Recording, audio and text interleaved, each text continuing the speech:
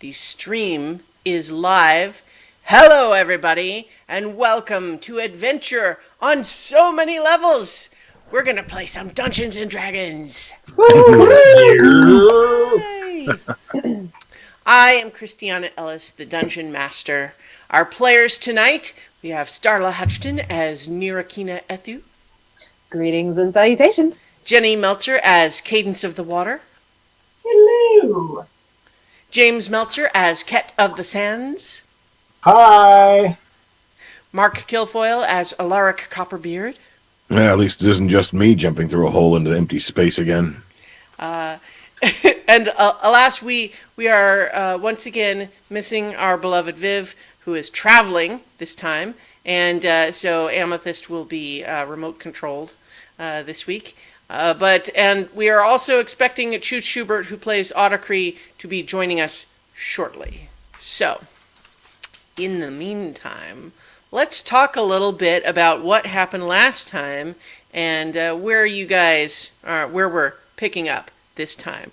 So, having depleted many of your resources fighting the Lord of the Hunt, you all made the decision to stay there in the desert for the night and do some planning. In the morning, once you had had a long rest, you manufactured a couple of things that you really needed. In the magnificent mansion, with a handy created forge, you created 2 tuning forks that will allow you to cast the plane shift spell. One for the elemental plane of air, and one to return you to the prime material plane.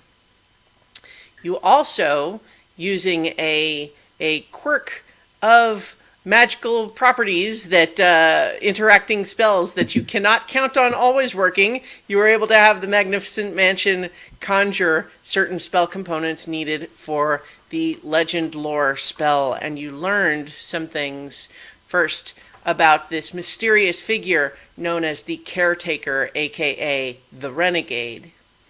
You also learned about the Githyanki, the strange people who make their home in the astral sea and who seem to be in the way, so to speak, on your journey to find this tree where it is sealed into the astral sea.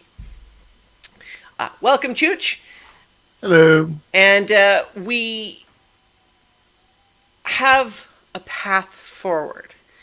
You are first plane shifting to the elemental plane of air, where Feathercrest, your Aarakocra companion, is from. Once there, she has promised to help you until you can reach the rift that travels into the astral sea. At that point, she will leave your company and hopefully return home safely. But one of the ways that you're all thinking you might go about doing this is that you've heard there's some Githyanki patrols in the area, and I don't know, maybe one of those ships could be taken. You guys are pretty tough. We'll have to see. But there are some logistical concerns because the elemental plane of air has no objective up or down. It is determined by the will of every person who's there. And so you, in order to avoid all falling in separate directions, you tied yourself together. You have had Fly cast on Alaric, Nira, and Melicanth. Amethyst has transformed herself into a giant eagle. And in a brief retcon, Feathercrest and Melicanth discussed the coordinates within the elemental plane of air where she would be plane shifting you to. That's an important component of the spell that we didn't address last time, but we'll say that between the lines that conversation happened. So, last time the spell was cast, the resonating tuning fork grew louder and louder until there was a flash of light. And now you all appear suddenly in a disorienting shock, go from inside this luxuriously appointed mansion to in a void of blue sky with clouds around you in all directions, stretching on into as far as you can see. in every direction. And we're going to do a couple of things that happen immediately. One is that I need a representative one of you to roll a d20. Don't all reach for our dice at once. Yes, I whoever rolled a rolls it will be your 2. fault. A Usually 2. what Okay. happens. Oh man, I just rolled an 18. Okay. So, those of you who have not been in the elemental plane of air before would have no way to directly notice this change. But, Alaric, you immediately have a feeling, like a reassuring feeling, like something's looking out for you. Like, there's just, the universe seems a little bit more positive here than it did where you left, and certainly the last time you were in this plane. And you may even not be 100% sure that it's supposed to feel like that. But you all do probably, to some degree, you all have a sense that there's a positive force now all around you that's looking out for you a little bit. And yet, now you all need to make a check about what's down for you. So, all of you, if you would please roll a d20 for me, and if you get a 10 or above, the down is in the direction that it was when you cast the spell, meaning you were all in the same orientation. But if it's a 9 or below, it's going to be some other direction. Yeah, I rolled a 2 again. All right. I got a 12. Okay. 14. All right. 19, I'm prime. Okay. I got a 9. Figures Okay. this way down wouldn't be the same. Okay. All right. So I think by and large, the majority of you are kind of pulled in one direction, but you do all suddenly find the rope around your waist growing taut as you're not all, you're all in free fall, but not all in the same direction. And so there's some strange pulling, and you sort of feel a little bit like you're swinging on the end of a long rope. But those of you who have flying ability can try to stabilize everyone. And how are you guys coordinating what your agreed upon down ought to be? Just tug on the rope. Like, try closer to me, I guess, or whoever has fly. Well, that's what I'll do. Like, how about everybody else? I'm just following the giant eagle. I would look and see who's the majority. and Okay. then move Because accordingly. some I of figured. Go ahead. No, I'm just thinking there were 2 people who fly naturally. I'm going to figure which way they're oriented because they don't fly upside down. Right. Because the majority of the party is going with the original down, they are pulling the others with them regardless. But for some, it feels a little bit like they're being lifted up away from their relative down. But those We're of you, right. those of you who rolled a lower than 10 before can attempt to make an intelligence check to see if you can reorient yourself to match the others. Wow. Cadence, just go with it. Get with the Yeah. program.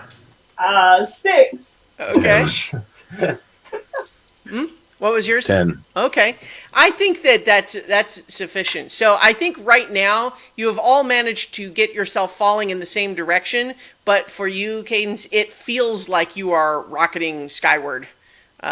You feel like you are being pulled upward, but you see everyone else reacting as though they are falling. And so for most of you, what it feels like right now is that you are free falling through an endless sky. So what are you doing?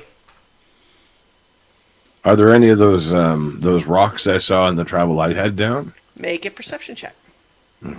Oh, that's better. 26. Okay. You do spot a rock. It's a little ways away. It's going to be at least probably like 500-600 yards away. And so You're not necessarily sure that it's the same one, but it is the one that you were trying to get close to. So, so do you? But it wasn't a rock. It was rock lobster. Roll initiative. Yeah, that's how'd you guess? Oh man, a flying rock lobster would be totally tasty right now. Give me some butter. So you note right now that you are not falling in the direction of that rock. Well, that's good, I think. At least we won't hit it. Just everybody try not to fall fast. Try to stay still if you can. Use one of the rocks on the horizon. Make sure you're not falling any faster or flying higher than it. Which And, rock? Pick any one, really, but that one over there, that one looks familiar. So you guys are all kind of tumbling and falling. It's got to be very disorienting. You are attempting, those of you who can fly, I need to have you try to make an athletics check to see if you can try to start lurching the group in that direction. Shepherd ho. Speaking of lurching, I have my eyes fixed on Cadence because I know she's gonna blow at any minute. Just like spew chunks all over the place. Cats are supposed to be on the ground. I know. So what do I get if I roll a natural 20? Well, you don't necessarily get anything specific, but you're helping. You missed the vomit. 23 Good total. All right, and yeah, Melicanth rolled a 2, so not helping very much. How about you, Alaric? 15. All right. So I would say that because you guys planned this relatively well, you had all these pieces designed to keep you from flying away from each other. You have about half the party able to guide that direction. You're able to start moving in the direction of that rock. But like, what is the plan as far as approaching that rock? Because are you... so Feathercrest told you what she would do as a flying creature is she would usually orient her down in the direction of where she's going, which makes it easier, it's a lot less effort to move that direction, but then she would use her wings to slow her descent until she can land on it. But you guys have only about half of you can fly, so you're kind of, you're doing sort of a rapid descent flight because you're heavily burdened. Are we pointed at the rock though? Like, are we Right going now, in the right no. direction? No. Right. Okay. No, I'm trying to get people kind of even to the rock so that it becomes a horizon. Yeah. So those of you who are flying are currently using sort of your will as in terms of flying to keep everyone. You're not like free falling right now, but you're sort of not moving in the direction of the rock either. Can Amethyst get us some birds? She's transformed right now. She is in her wild shape as a giant eagle. Does Feathercrest see any landmarks or sky marks or whatever the hell you call them? She's kind of pointing at this she's pointing at the at that rock and basically just saying, "That way, let's go." The basis of which is that if you can at least stand somewhere, then you can talk about what's the next plan. Yeah, I would think that the plan would be to, like right now, would be to, like, to stabilize ourselves as much as possible. So we could actually have a conversation rather than shouting in midair. Seems reasonable. Yeah, right now it's probably pretty. You're kind of in the middle of the air, the wind whistling by. So, you know what? So let's just say you guys are herky jerky here, but you're Trying to able glide. to gradually, with the assistance of the people who are making their way. And I would say that probably all of you kind of instinctively, as you approach the only ground you can see, start to kind of think of that as down.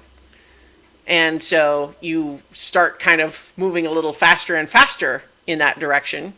But with those of you who are able to fly, I will rule that all of you. Yeah, you know what? You land fine.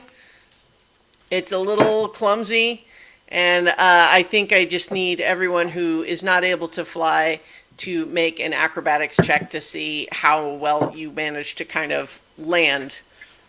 If it helps, as soon as my feet touch the rock, I can stabilize because of the slippers of spider climbing.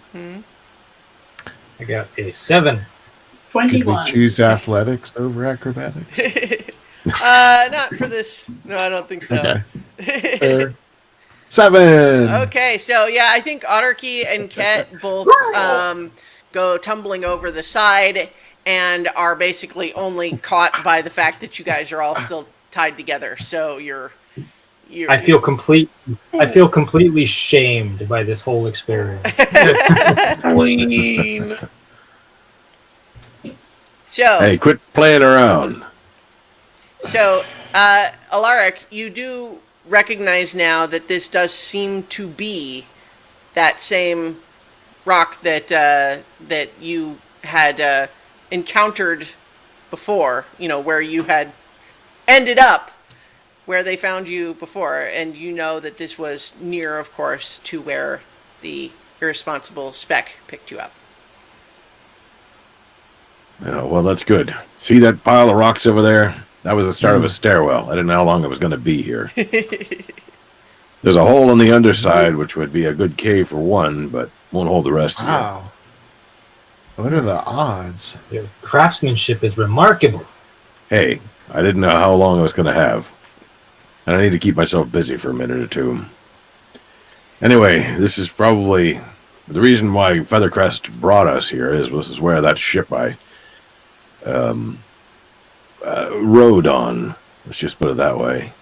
Hey, could Feathercrest send one of those magic paper letters to her friends? Well, so on that note, Feathercrest is kind of, she has sort of disappeared. She untied herself and disappeared kind of over the side, and then has come back carrying almost like a wooden picnic basket. It's sort of a woven fiber basket, but it's kind of got straps holding it closed, and she holds it up and just says, "Here's the care package they left. It should have some more letters inside and some food and water, at least for a few days. Excellent. Of course, I think it probably would have been a few days intended for, just me or our companions, not necessarily the whole group, but if you can still do your spell, Nira." I can. But hopefully we won't be here that long. Yes. So should I send a letter to my ship? Should I tell them to come get me? What is the plan? I think the sooner that we get off this rock, I think the better. It's very exposed out here. I mean, yeah, if we think they can help, At How the very long least- would it take them to get here? or that they will I help. don't know how far they've gone, but it's hard to say because I got the letter yesterday from our perspective, but I don't know how long it took to reach me. They could be a couple of days away. Well, better get writing then.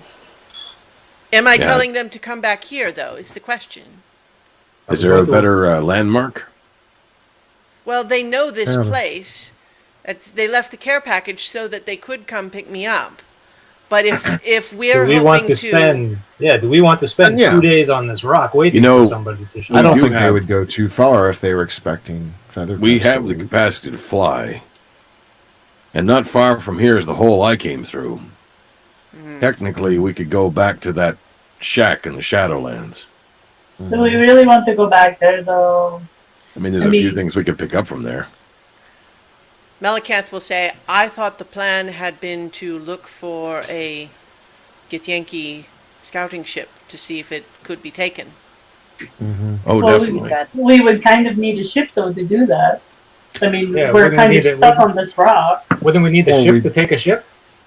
well, we discussed doing the amethyst. Yeah, Oh, I that's think right. Amethyst in her eagle form was like, Amethyst Right. was Oh, going to yeah, turn us you're all into right. birds, Yeah. and she could control it for like a day, so we should have plenty of Oh. time to find a ship to infiltrate. Yeah. All right. Well, let's beat feet off of this rock then, eh? We still have to agree on orientation and whatnot. You know, it's You going to should take have- us a little. You should at least tell your companions you're here and safe. Yeah, and Yeah, that's fill them in about the rest too. Actually, What birds can talk? Could we be Parrots. bird Parrots. parrots? I remember an old dwarf who had a parrot who could talk. I think Amethyst will probably pop back into herself and just let you know it's like, although you could be parrots and parrots could talk, but parrots are not necessarily any good at fighting should that be something you ever wanted to do. But she could, on command, turn you into something else. flying spider monkeys. So we have if we have a battle plan keyword, we could all turn into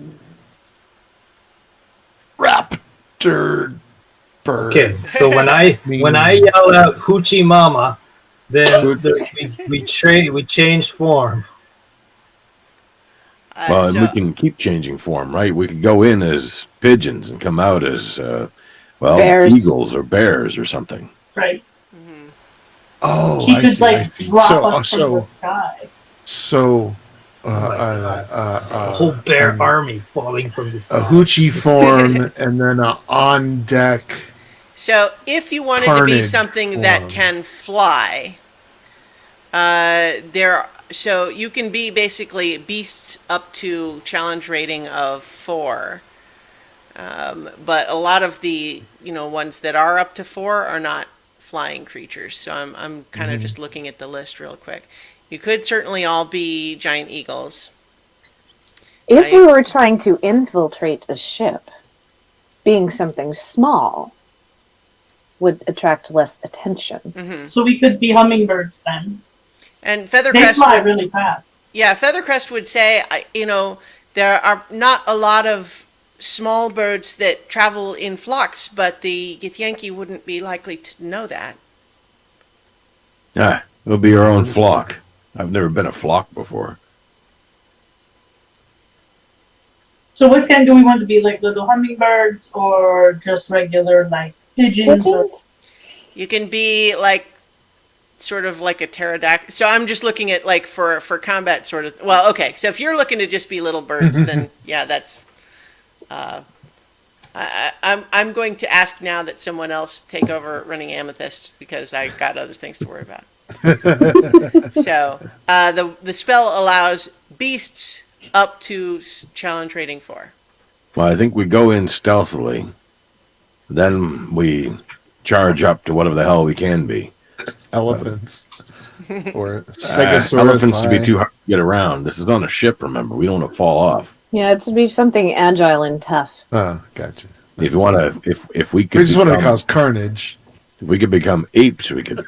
we could I probably. guess we could pick up weapons. Apes can Weird. do some damage, man. Yeah. I seem to recall a very it feels like forever ago. We had quite the battle with a little lion by our side. I think it was pink. Well, we've had a lot of purple.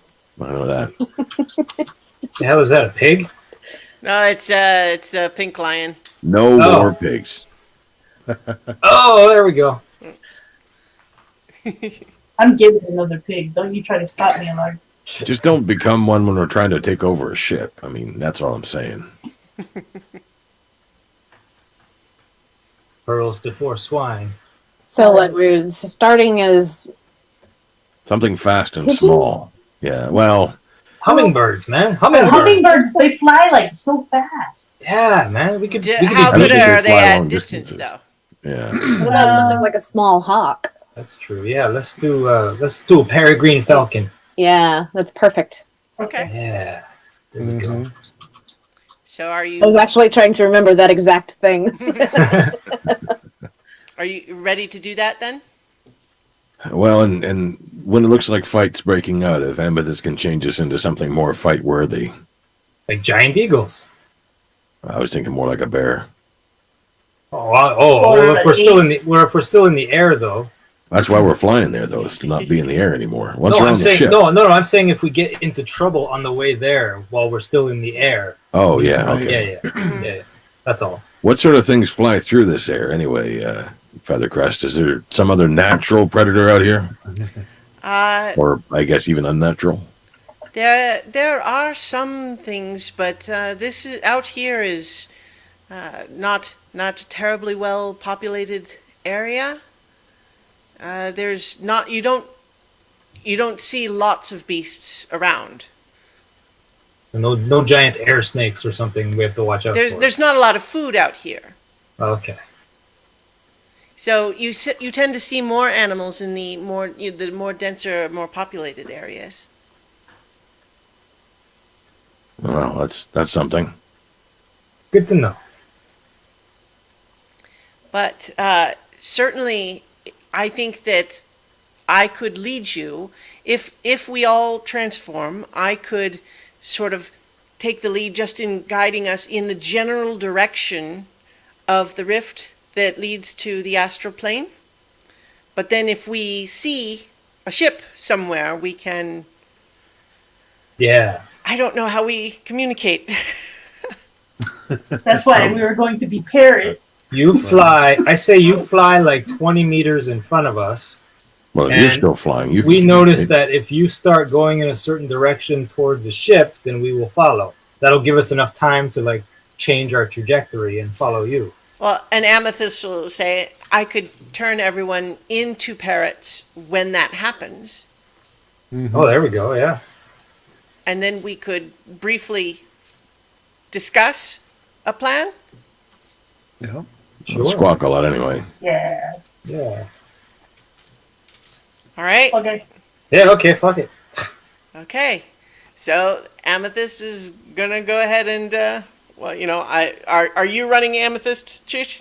You wanna take it? Sure, up? yeah. All right. So I will not dictate further then for Amethyst. Shoot your fist.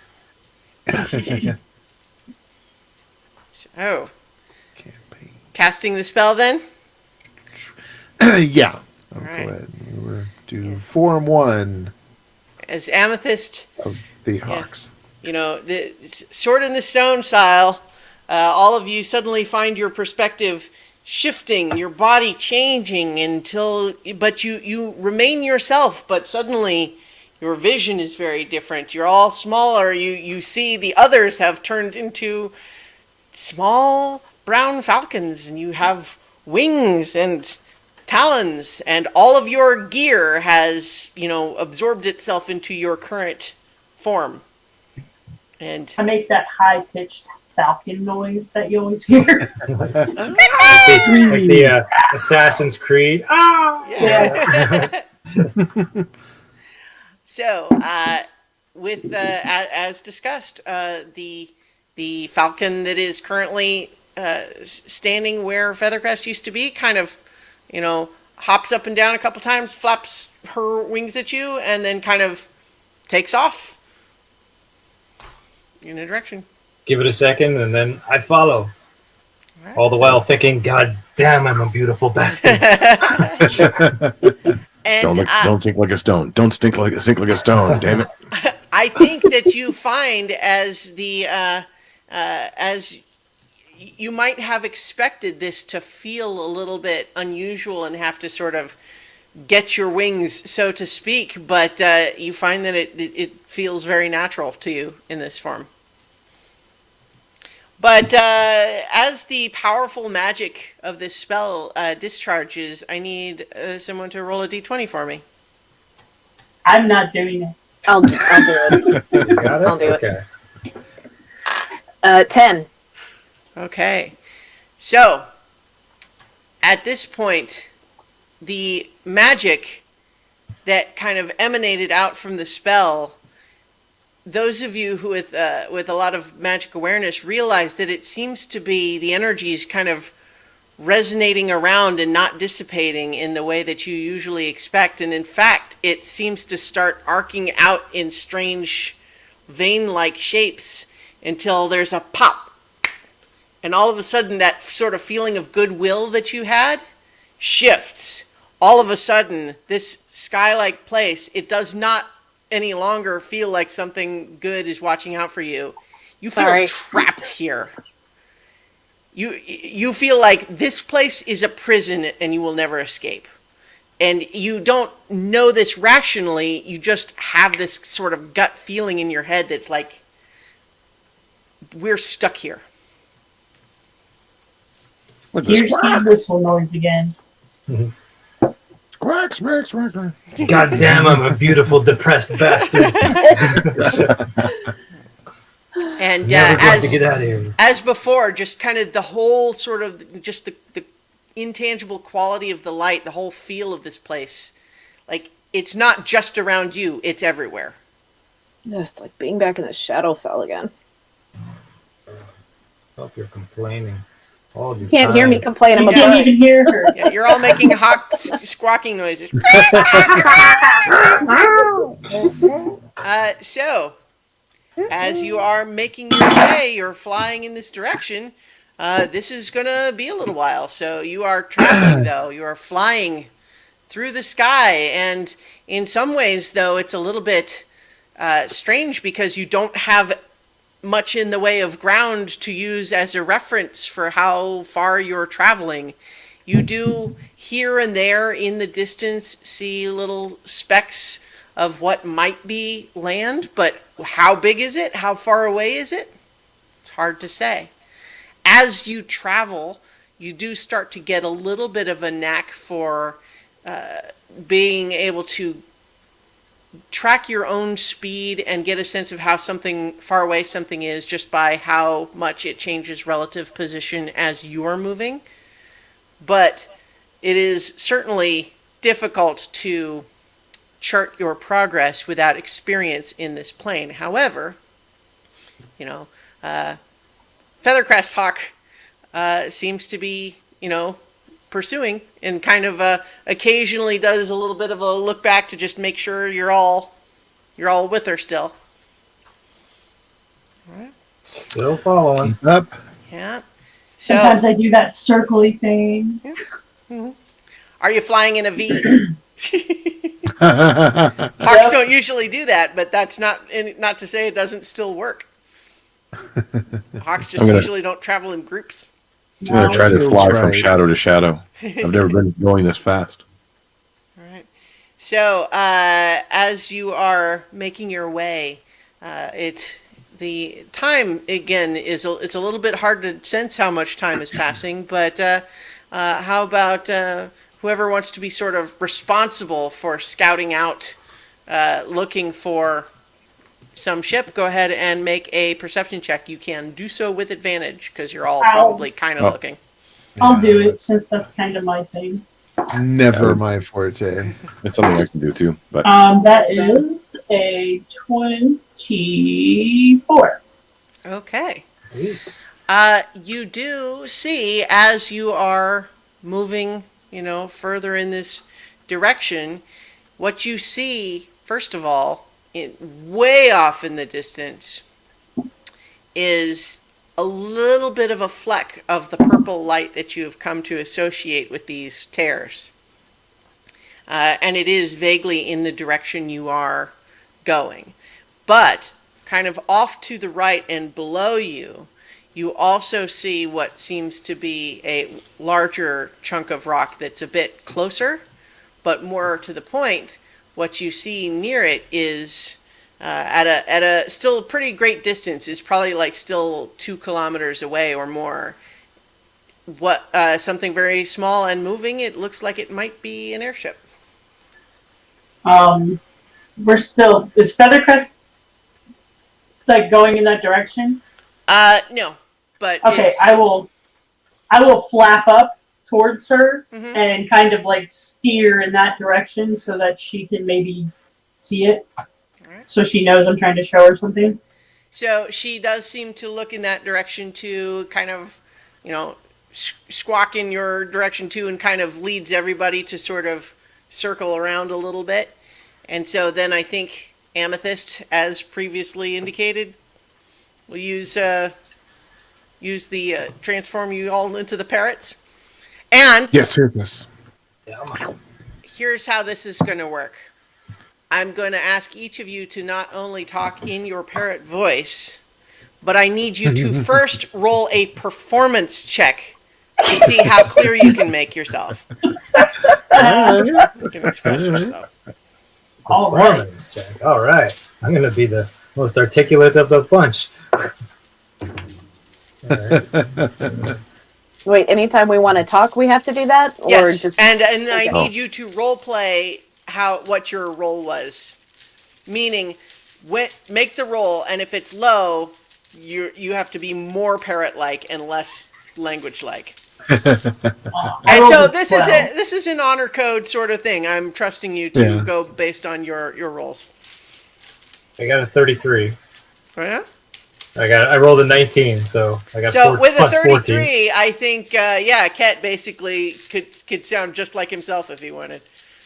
I dare say, old chap. I'll take that now.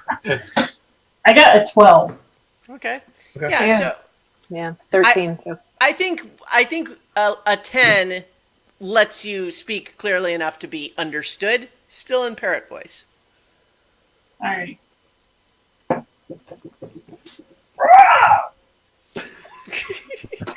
Right. I think there is a ship up ahead about 2 miles. We should go there.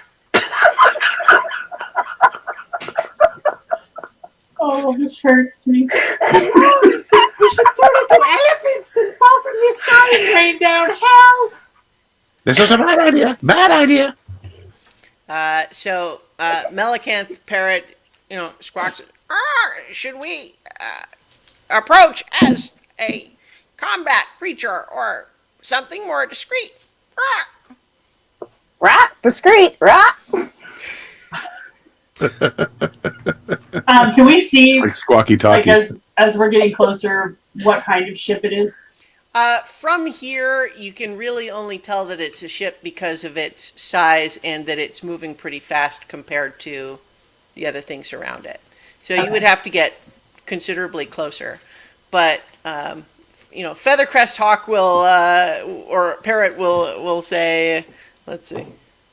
Yeah, she's did pretty well. She's also used to speaking with a beak, so I think she's doing okay. She just says, it's like, the more we can see, the more closer we are, but also the more likely they'll see us. Maybe one of us should go ahead. All right, need number. What?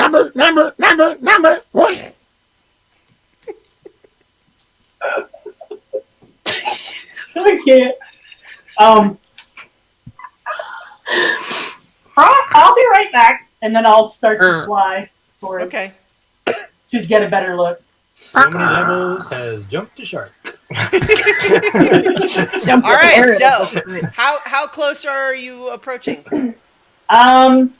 You said before we were about 500 yards away. I said Was 2 it? kilometers is 2 what I said. kilometers. Okay, 2 kilometers. I will go about 1 kilometer to see if Okay. I can see anything All right. more. Go ahead and Cabbage, what does your parrot eye see? go ahead and make a perception check. That is perception at 21. Okay. So you get the sense that this is a ship. It's like largely kind of a dark wood construction. It seems to be perhaps a little bit less than 100 feet long, kind of from front to back. Has 2 enormous sails that extend out underneath it. There's on deck. You can see a little bit of movement from that distance, but that's kind of the level you can get at this range. Do they have any like banners or recognizable flags that I could relate back to Feathercrest? I don't think from this distance. Okay. I will fly in just maybe another half a kilometer to see if Okay. I can see anything else. All right, go ahead and make another perception check. That is a 26. Okay. Yeah, so at that distance, I think you can see that they don't seem to have any kind of a flag or a banner or any sort of thing like that. But you do see that there are a couple of what look kind of like large crossbows on the deck that could probably be fired by, personnel on the ship. There don't seem to be any other notable weapons that you can tell on the ship itself. You do see that there are two humanoid figures with greenish skin on the deck who seem to just be working on manipulating the sails. They don't seem to have noticed you, or if they have, they aren't paying any attention. Okay. I will flap around a little bit and then, turn around and start going back. Okay. All right. There doesn't seem to have been any response from your coming up as just a small little bird, still half a kilometer away. They don't care Alright. And if then they when could I even get, see you at all. yeah, maybe they didn't. When I get back, I will tell everybody what I saw, and then just ask Feathercrest, does that sound familiar? I think that's get the Yankees. Scout, you're up. There are probably more than two. Inside.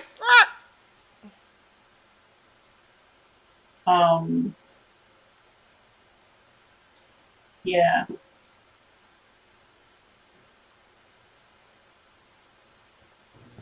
Package, what are we doing? Amethyst will say, Angus? Wow. Kirk. Rock lions, rock. Did I see a dragon? Is that what she asked? I couldn't understand. no. So Really make gotta your own stick. check and see if you can ask. Yeah. What was that? What did you say? What am I making, perception or? Performance. Oh, that's a 5. I don't know what you said at all. Well, so the 5, I was thinking you are making your own performance check to ask her what she was trying to say. Oh, okay. Yeah, so now I'm just like, rah, rah! And then I just start cleaning my feathers. You guys are still. I think by now we'll go ahead and rule that you guys have kind of gotten the hang of making your own sort of relative down, and so you are able to not have to be actively flapping right now. You're all kind of just sort of hovering in a little clump. Occasionally one of you will start kind of drifting away a little bit, but you can just kind of bring yourself back over without too much difficulty. So I think Melicanth will just say, so approach as something small and then try to get a sense of how many, right? Rock. Fly from underneath. Rock. Sneak. Can't whistle late, apparently. As a total tangent, I saw someone on Twitter post with no indication that they were not being serious, that they were dismayed by having forgotten how to whistle. It's been a while. Yeah, I feel saw like I saw that that too. too. I thought that was curious. Yeah, anyway, that's not really on topic, but Melicanth will just as parrots then. Well, Blackbird. All right. Rock into the rear. Rock into the rear. All right. I- Let's see. So up from I'm gonna go up from underneath, and I don't know. Okay, so I mean, you can all sort of I'm gonna try to use cover. Okay. Single So- file. So, Can- I have a technical question about yeah. the animal shape.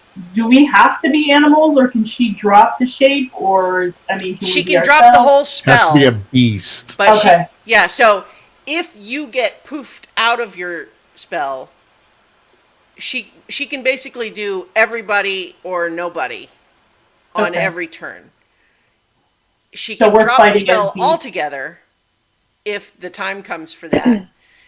Or she can what she could also do is just hold it in concentration and like let everybody get poofed out of their shape and then not change you back but still hold it in concentration. She Mhm. could do that. Okay. And just wait. Wait until your giant eagle hit points are depleted, and then not change you back. Okay. All right, so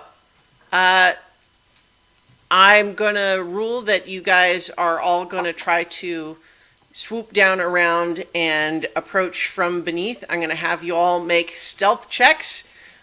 You get a +2 to your stealth Oh check my god. in your parrot forms. I'm like The throwing skill this dice out the window. Matter? I think that you're doing it as a group, so it's kind of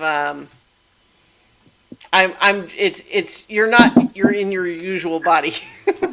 So and there's also literally nothing to hide behind except the ship itself. So it's like I'm just giving you all get a +2. I rolled a natural 1, so Okay. it's not going to help me at all. 22. I do have expertise in stealth, if that matters. I do too, yeah. I also rolled a natural one. Good lord, you guys. A natural 20. I Okay. put that dice away. Same. What the hell? So Feathercrest and Amethyst got Melicanth. 19. Okay, Feathercrest and Melicanth both rolled high too. So I think that you guys do manage to sort of stay at a distance until you're down around to where you're approaching the bottom of the ship. And then as you get closer coming up on this ship, you are you have not detected any sense that anyone has perceived you. I'll have everyone can make their own perception check too, though. With bird perception or our perception? Well, it's go ahead and make your own perception. 16. 18. 17. 14. All right. So as you are approaching, I'm gonna go ahead and put us on a map here. Now the map I have is from the top of the ship, not the bottom, but it will, give you a sense of the shape and size of this thing. So let's get everybody over there. Cool. I'm missing a Starla here. There we go. There we go. And you're not in the right places, but that's fine. Let me move you. And so, but this is the approximate shape of this thing. So you have approached from underneath, and you've gotten close to it. And in fact, you could all actually land on the underside of the hull if you want. You get the sense that this thing has at least one level below the main deck. This area here is elevated compared to the rest of this deck, so there's probably quarters in there, and then another level beneath that. Are there any like holes on the side of the ship, like cannon holes or portholes, to look out of? On the sides, no. No? Okay. Mm-mm.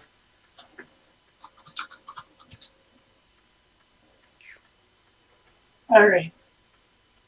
So now that we're there, can I sort of climb up the side and have a look around as a bird?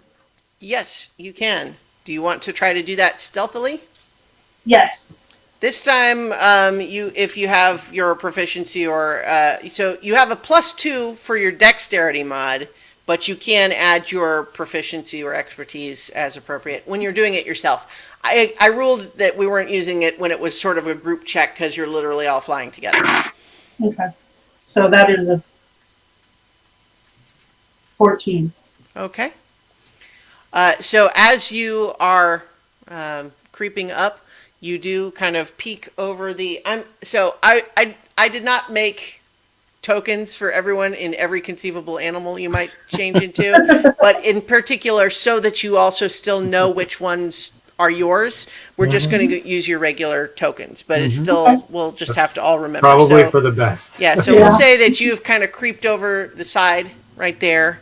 And what you see is that on the deck, there is sort of a wheel, somewhat like you might find on a regular sailing ship, but it does have some strange additional like mechanisms to it that you're not used to.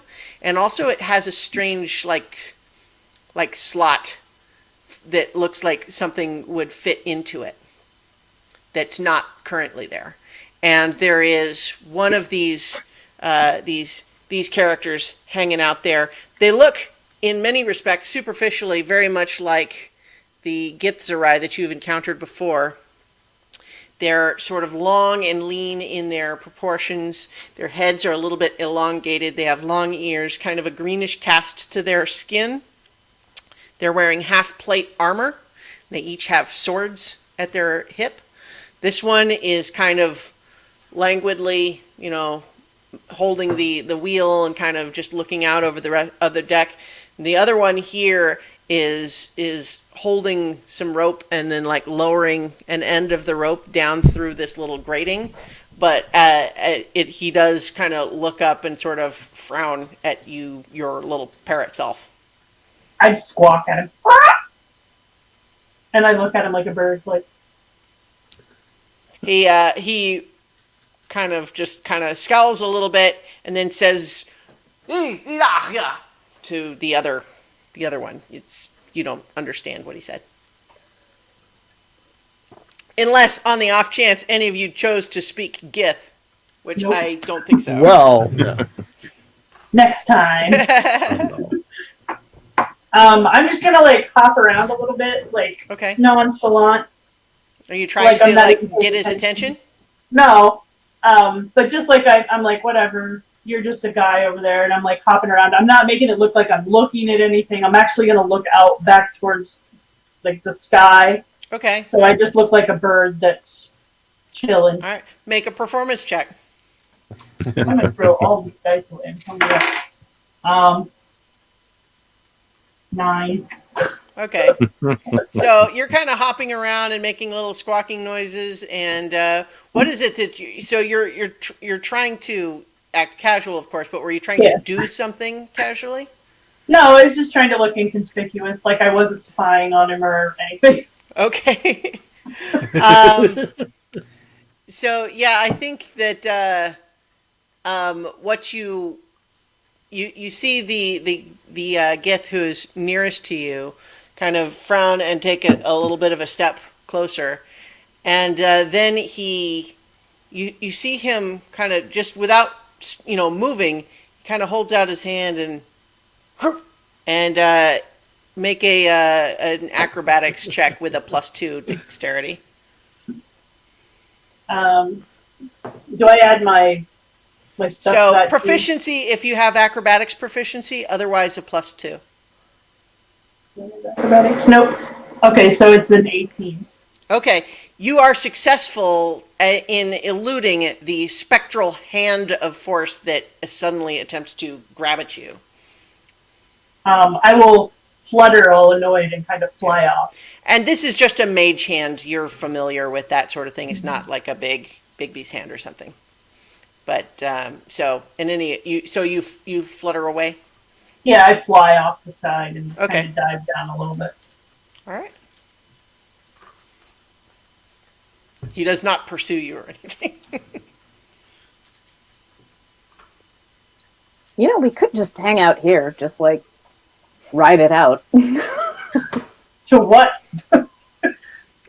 Till they bring us closer to Performance checks in parrot voices, Yeah. please. Also, stealth if you want to Communication. try to do it quietly.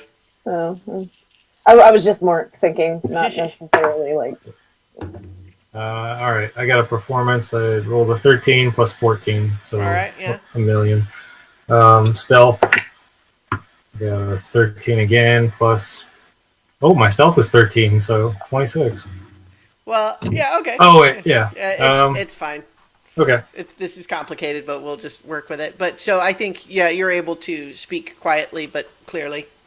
I just want to know what we're doing. I just want, like, are we attacking? Like, because if we're attacking, like, let's go. There was 2.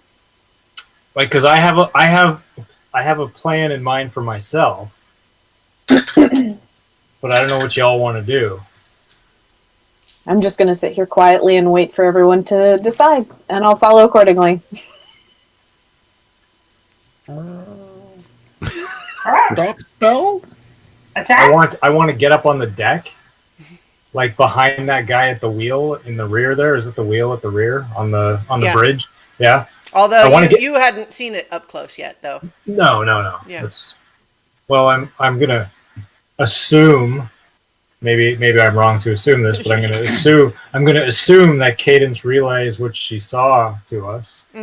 Well, I mean, she can try. I can try. Yeah. Try, yeah, that'd be great if you could try So I'm that. gonna do a performance check. Yep. Yeah. Okay, so that's 16. Okay. So you can be understood that way, but make a stealth check as well.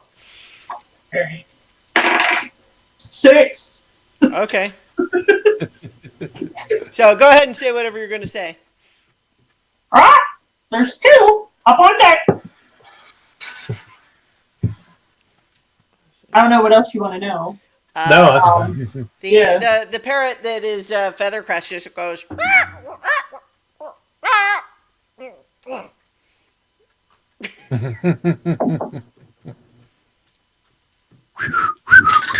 Flock these guys. Fuck 'em. That's a 26 on stealth. Okay. Yep. You can all. Who wants to make perception checks? I will. Sure. Yeah, sure. 19. 16. 20, but 26. Okay. A couple of you hear the two up on deck having a conversation. They're talking about something in low voices. Archie loudly squawks, "Spread out!"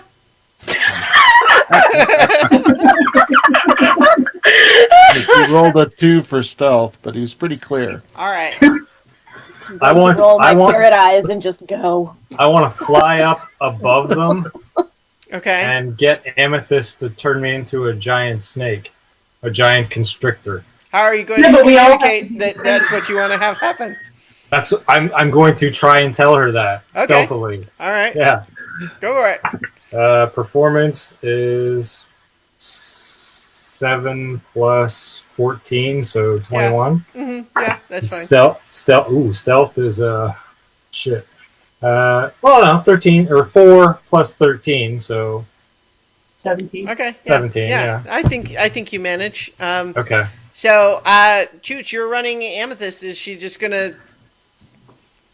What's the plan?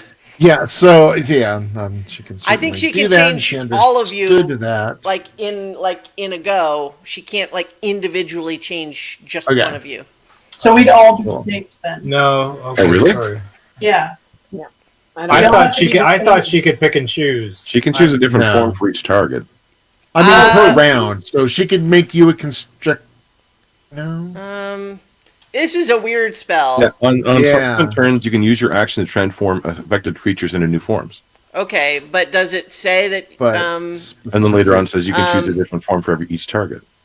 Can choose a different form. Yeah. Oh, okay. each Yeah. target. Okay. Okay, but Yeah. at a certain point, how complicated are you guys making this? You don't have any way to talk about it. What's the plan? I can't do this for you. Yeah. So, yeah, I can hear what's the plan? constrictor. I had said bear before. I haven't said anything else since. So, and I'm gonna just follow off if Cat of the Sands is just going to go, then I'm going to go. Okay. Yeah, Yeah. same. I'd say Hopefully, lion, hopefully so- she gets the timing. But Whatever. Alright. I'm attacking as a parrot. I don't Okay. care. Are I'm you a kind of bee, I'm a all bee. flying up over the deck of the ship then? Um, Yeah. I'm going to try to do it Yeah. stealthily. All right. So we'll just go ahead and kind of. Who wants to be where? I want to be back where I was before, Okay. like coming up off of that side. All right. So I'm just gonna go ahead and 22 for stealth. okay. And where did you want to be? I'm going to kind of corkscrew up to the front half of the ship. Okay. So I mean, let me know anyone if you want it to Yeah. want to be in a different place. Amethyst will go up at the front. We'll just kind of say you guys are kind of spreading out. Yeah. Where did I got my amethyst? Yeah, everybody heard that. All of us and everybody in the neighborhood. Right. Yeah.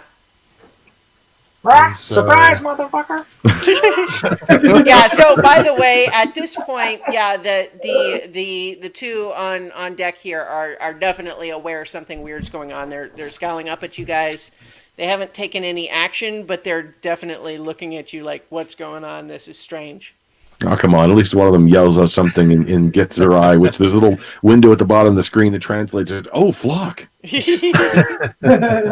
So yeah, so basically when we pop into position, Amethyst will pop Ket into a snake, a Okay. giant constrictor Is snake. she only doing cat? Is she like But this is once she'll per do- round? So right. the instant So, you yeah, do that, so- it's initiative. So Right.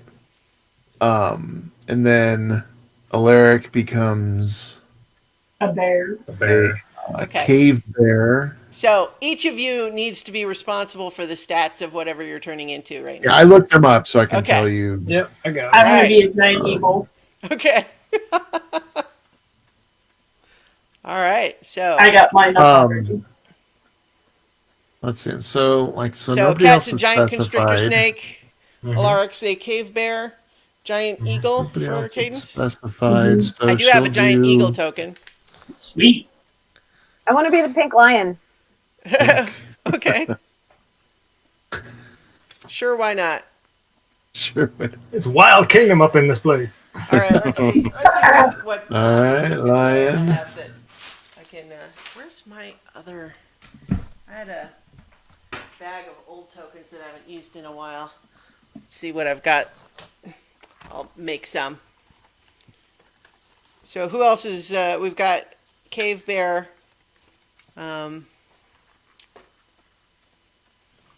She'll go and have Archie also be a cave bear since there was no specification. Okay. No, that's only a CR1 creature. Holy shit. I'm gonna die. Eh, Well, all I mean, that you happens just poof is- back to yourself. Yeah. That might be useful. Yeah, Right, and then you so- can do stuff until she can change you into something else. Or change you back to what you were. Kaboom. All right. Nice. So that's the Alaric Cave Bear. Let me make. Oh, I've got I've got the panda, which will be the Archie Cave Bear. Cool. Boom. We need to- And then did we? Let's see. I'll make one for the snake. All right. This is Just fun. an- All right, Big then you got ass. the snake, and then All right. Is Melicanth a giant? No, that's Otterkey. Okay. What's And then we need. I was thinking just eagles since Let's see. Okay. they didn't specify. And Amethyst has become a Or- rhinoceros before. I have a rhinoceros token. She could. hey, perfect. It would be good to have And there's a couple that there's can room to fly. charge. Yeah. She has dinosaurs too, doesn't she? Yeah. Well, yeah, but you Um, guys made a stink about being, maneuverable. Falling off. So rhino isn't Pterodactyl is a really, but at least dinosaur. for a charge. All right. you know. So we need a shape for Melicanth that Amethyst picks. And, Same for Feathercrest let's because I'll say they didn't see. discuss didn't discuss it otherwise. I think it would be good to have like big flying birds in Another case people flyer. get knocked off. Yeah. Okay. Right. So they can be Yeah. more eagles if you want. Yeah. All right. Yeah. Giant eagles are good. Yeah, because we don't know what else is coming. Yeah. Mm. All right. We got a- So we got a that's, Demogorgon that's a below giant deck. eagle for Amethyst or for Melicanth. Lion and giant eagles. Okay. Okay. I got all's the stats. Ah. All right. And then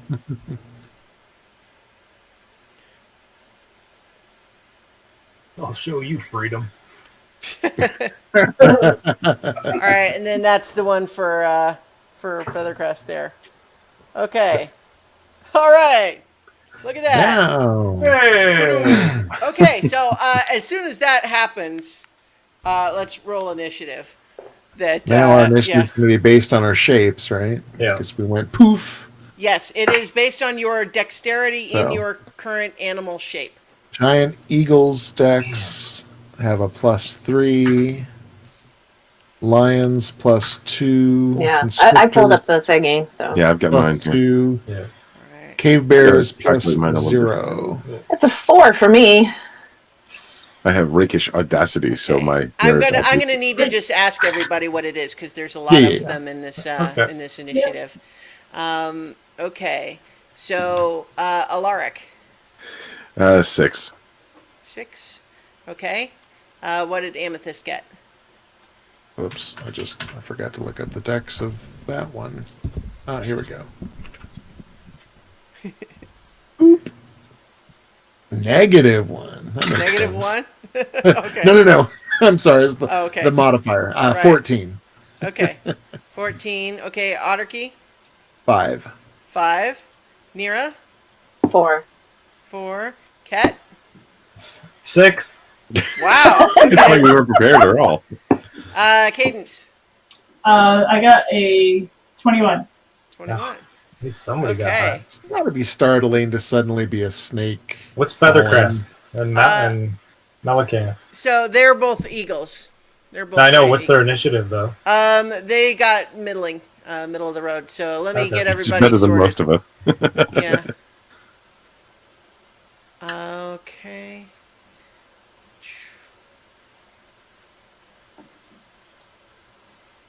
Amethyst. Wow. Okay. Lots of people got low. Yeah. Everybody. Nobody. Okay. knows. So Cadence. Cadence is first. Okay, so that guy who tried to hand me with his big mage hand, I'm gonna Okay. fly in and multi-attack him. Okay. So my beak attack is a 23 to hit, That hits. and that is 7 points of damage. Okay. And then for my talon attack, that is 15 to hit. 15. A 15 misses. It's your talons scrape across his half plate armor. All right, All and then right. I walk in his face. All right. So you're still kind of just hovering right there by him. Yep. Okay. All right. Let's get this party started. So next, let's see. Next is something you don't see yet, but then Melicanth goes, and she's going to follow your lead and do the same thing. Do you want to just roll for her her eagle attacks, Cadence, since you have it up? Yep. Okay. So the first one is a 18 for 18 the hits. beak attack, and that is 5 points of damage. Okay. And then her talon attack is 21 to hit, That hits. and that is 10 points of damage. All right. Yeah, you Nice. guys are clawing this guy up. He's still doing all right, though. So the next is Amethyst. Amethyst charges. All right. And it Charging does which a one? This one? charge in the one right in front of her with a gore attack. Okay. Kaboom, ba-boom, ba-boom, ba-boom. I would say, yeah, these guys are like, they went from, hey, there's a bunch of birds here, that's weird, to this. Crikey! Yeah. All right, so what's that attack?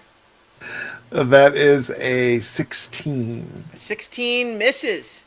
Oh. He's able to dexterously dodge to the side and avoid the horn's thrust. All right. So, Cool. So yeah, looks like it doesn't do anything. It just charges and stops. okay. So, then it's Feathercrest's turn. So she's up here too, and so I think seeing that this guy is kind of surrounded already, she'll maybe swoop over and tear at this other one. But can you roll her attacks as well? Thank you. Yep, that's 14 for the first one. Okay. 14 And- misses. Yeah. Yep. And the second one was only a 9. Okay. Alas, she is not able to connect with either hit. Just want to check one thing real quick. Some bird she is. She's bad at being a bird. She's bad at being a giant eagle. Or no, yeah, a giant eagle. Okay. Well, that Gith was more able to evade her. That's All right. right. So that was Feathercrest's turn. It is now the Githyanki warrior's turn. So first we have this guy here. He is going to, he's surrounded, but he is going to go ahead and draw his greatsword and swing it two-handed. I think he's going to go after you, Cadence, who attacked him first. So that first one's just a 9 to hit. Remember to use your giant eagle AC. Yeah. And then only a 10, so that misses. But after those two swings, poof, he disappears into cloud mist and appears up here near the front of the ship. And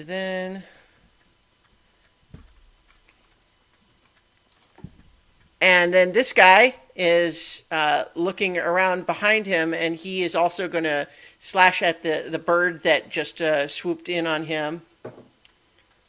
And he's rolling low too. That's a 13. What's the AC for the giant eagle?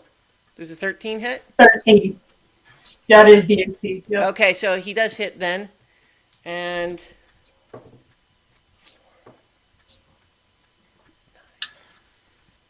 that's 11 slashing damage and 12 psychic damage. So 23 total damage. she has 3 hit points left, just for the record. Okay. So, yeah, he basically slashes that one's Feathercrest's eagle to, slashes pretty bloody, and then also, poof, and he disappears into the mist and then is standing, like, on the side of the ship there. And also, he is yelling out, you don't understand the words, but the tone is pretty clear that he is calling for help. And what we get is 3 more of these things. One from each of these spots burst up out of these little holes. And I'll say that the third one doesn't get back up to the deck at this point yet. But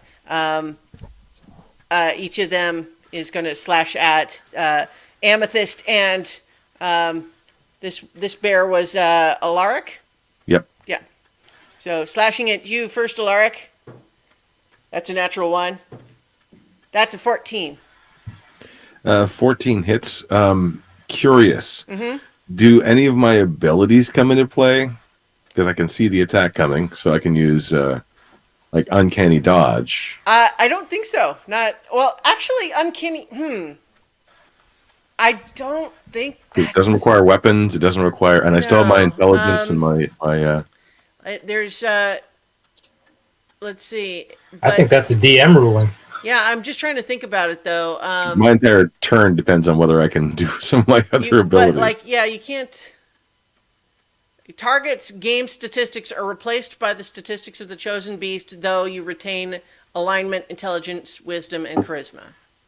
Mhm. I think that means that otherwise you can do what the bear can do. Yeah. Okay, so your abilities are also replaced then. Yeah. Okay. That sucks. All right, so the one hit then. Yes. Yeah. All right, so that was 9 slashing damage and 3 psychic damage. As this blade, slices into you, you also feel like just this vibration that just runs itself up to your brain and gives you a bit of a headache. I need some more d6s to roll for these guys. Why do I get the feeling we would have done better as just ourselves? Well, I don't I know. thought some of my abilities gonna might apply, happen. unfortunately. So Yeah. Don't worry. So this other guy though is attacking Amethyst as the rhino. That's an 11 to hit. Meets it. Yeah. Meets it and beats Second it. attack doesn't, but the second attack is only an 8. Okay. I Yeah. assume 11 an 8. AC. Okay. All right. So that's 6 slashing damage and 10 psychic damage for those guys. All right. So that is the Githyanki warriors on their turn, and then emerging from these quarters underneath the rear deck right here, you have what seems to be another Gith in a much fancier set of armor emerges, and she is carrying both a longsword and a wand. And she emerges, looks shocked. And let's see, she's going to cast a spell on herself. Taps herself with the wand and suddenly seems to be moving extremely quickly. I cast a spell on me. Yeah. And then is actually going to, jump over here to Ottercree Bear and make 2 longsword attacks against you. That's a 13. Cave Bear's AC is 12. Okay, so, and then a 19, so those both hit.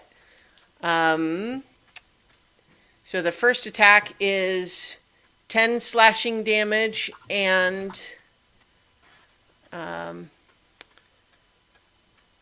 wow. I need more d8s too for this one. No, you don't. You got plenty. 18 psychic damage. So 10 slashing damage, 18 psychic damage. And she's moving very quickly. Archie, you would probably recognize that she seems to have cast her own version of haste. Mm-hmm. All right, that is the Gish's turn. All right, Alaric, you and Ket technically have the same initiative, so you can decide how you want to go ahead, Ken. rule that. Okay. I will move down the stairs like 10 feet. Okay. Yeah, to get up to that guy on the wing there. Yeah. Yeah, there we go. And I will attack him with my constrict ability, Okay, go for it. I guess. All right, so that's a +6. That is a 16 plus 6. So I assume that hits. That it does. Yeah. Okay, so that is going to be 2d8 plus 4. So that's 4, 5, 6. 10 points of bludgeoning damage, Okay. and he's grappled and restrained now as I Okay. constrict around him. All right. You've got this guy. We'll put him like on top of you, but you've currently got him restrained. Yeah, Okay. and that is my turn. All right. How about you, Alaric? Rear back on my rear paws and give a mighty howl and attack this guy. Multi attack. It's not mandatory, but I'm going to go ahead and encourage you guys to do your best bear animal noises for whatever animal you currently are in the form of. Wait, Won't stop. do that. Damn. Let's see. That is a 19 to hit. All For right, the bite. 19 definitely hits, yeah. The bite crunches down for 10 points of piercing damage. All right. Then the left claw swings. That is only a 9 to hit. I'm presuming that misses. Okay, hang on. Hold on just a second. What is it, 10 points of damage you said for the first one? Yes. Yes. Okay. And- And then the 9, it does miss. And then the second claw is a 19 to hit That definitely hits, yeah. for an additional 14 points of slashing damage. Nice. Yeah. And I don't have any. I can't do any of my bonus action, all the other fancy stuff. So I'm done. Well, right. So on the one hand, you guys are limited in some ways right now, but also all your hit points are currently essentially free hit points. Because if you poof back, you are at your full again. Yep. And then Yep. she can re-up it, and then you have the whole new hit point sponge. Yep.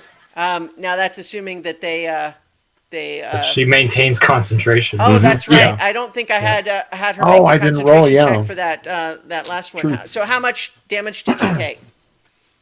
I think it was just one hit of the two. Beep. Yeah, it was one hit, and it was She was at full health before. 16 points total. Okay. So do you want to roll a Constitution saving throw with the rhinos Constitution? Right, I guess, yeah. Huh? That helps. This is a 14. Yeah. So that holds. Okay. Cool. So it holds for now, and they don't have any way to know which one of you is doing it, or even Yeah. that that's what's happening exactly. They're just confused that an entire menagerie is now Yeah, invaded their pirates have arrived. their pirate ship. They Lord. don't even know we're pirates who- humanoid. You pirates. It's raining beasts. All right, so Alaric, you've crunched this guy somewhat.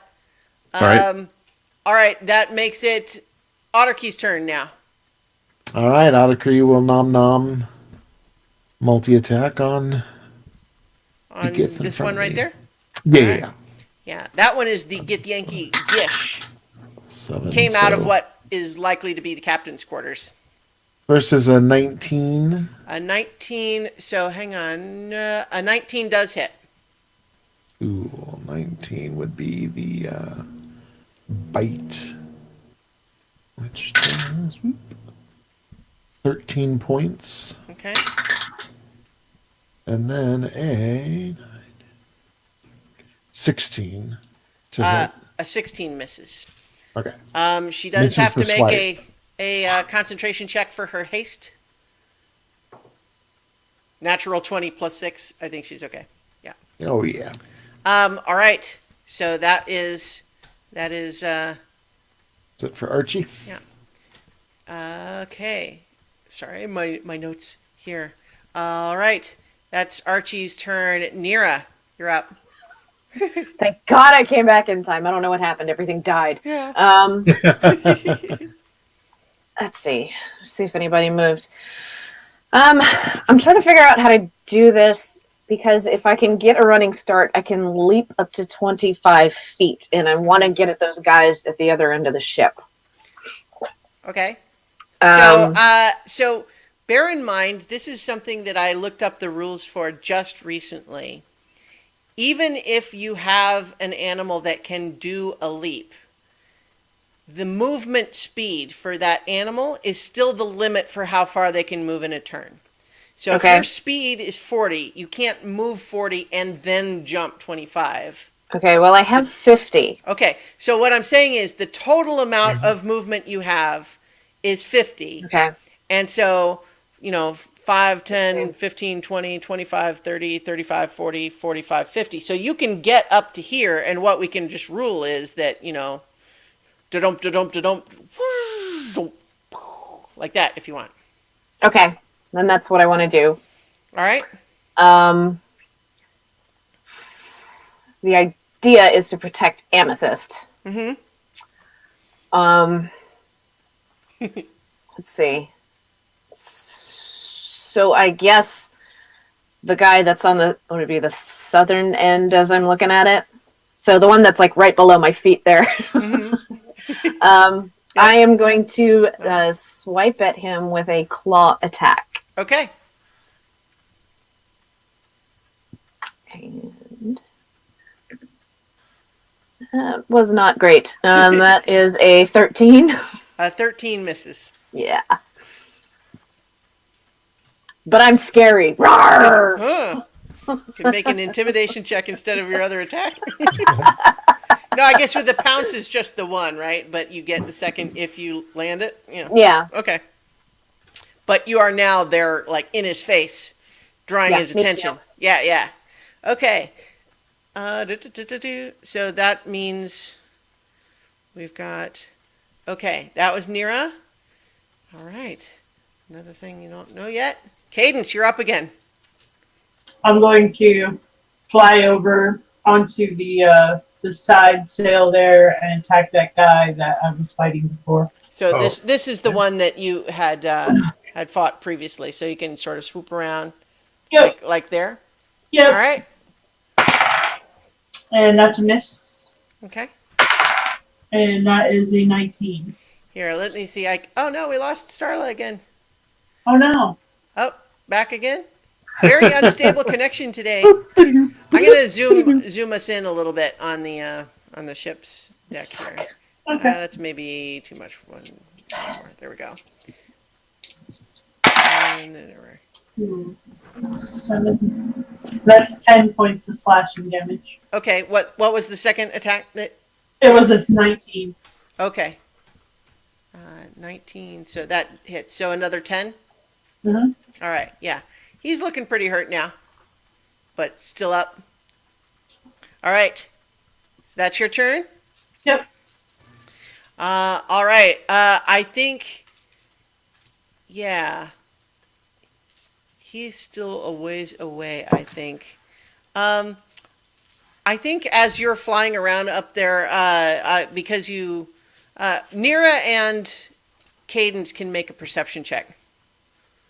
So I can't hear Cadence at all. Jenny, I can't hear you. I don't know why. Is this With the animal perception or my perception? Your perception. My perception. Oh, because I was going to. That's a 19. You can get an advantage with the great giant eagle. So 19, you said, Nira? Mm-hmm. Okay, and then Cadence? That is a 22. Okay, with a 22, Cadence, you see in the distance below the ship, you notice this as you're sort of flying around over the side of the ship, you see that there is another shape below you coming closer. And it looks like maybe a dragon? Red one. Yeah. Okay. So, it's a little ways away, but you gather that it might be able to arrive on its next turn. All right. Melicanth's turn. Was She's it that the one dragon right from here. before? It is not the one that you talked to in the crater. This is Okay. a red dragon. No, No. the one that we fought when Yeah, we there is were. the dragon on a ship. Yeah. Yeah. the Well, previous that was a adventure. blue dragon, but yeah. Oh, okay. I can remember. All right, so I think Melicanth is in her eagle form is going to recognize the spellcaster and going to swoop over and try to help attack that one. Okay. So that's the first one was an 11. Okay, that's going to miss. The second one was a natural 20. Natural 20 will hit, yeah. Okay. So that's 11. So 22 plus 3, so 25. Okay. 25 damage, you said? Yeah. Wow. I rolled a nice. 5 and a 6 doubled, so Okay. 22 plus That's a 2. significant hit to them, and they make another concentration check. Oh yeah, they still succeed though. They're still holding on to their haste. Okay. That is their turn. No, that is Melicanth's turn. Amethyst. So I think Amethyst would try this charge again. Mhm. So she's going to risk an opportunity attack, but Okay. wants to be able to do the full charge. So we'll go towards the captain Okay, this one right there. person. All right. Yeah. Ba-doom, ba-doom, ba-doom, ba-doom. Yeah. Natural 20. Oh yeah? There Yeah. you go. Okay. So what happens? So hit with a gore attack, Uh-huh. which is some 8-sided. That is 7, 8, 9, 10, 15 points of gore, and then she must Alright. make a strength save versus 15. Okay. Strength save. Oh, nope, that's a fail. Then knocked prone. Okay. So knocked prone. Concentration check. Yeah, she's still doing that. Oh, pretty well. Okay. And So- that's it. All right. So that is Amethyst's turn. Feathercrest's turn. She is looking around for. I think it's a little cramped right there. So she's going to swoop over and go help fight the ones in the front.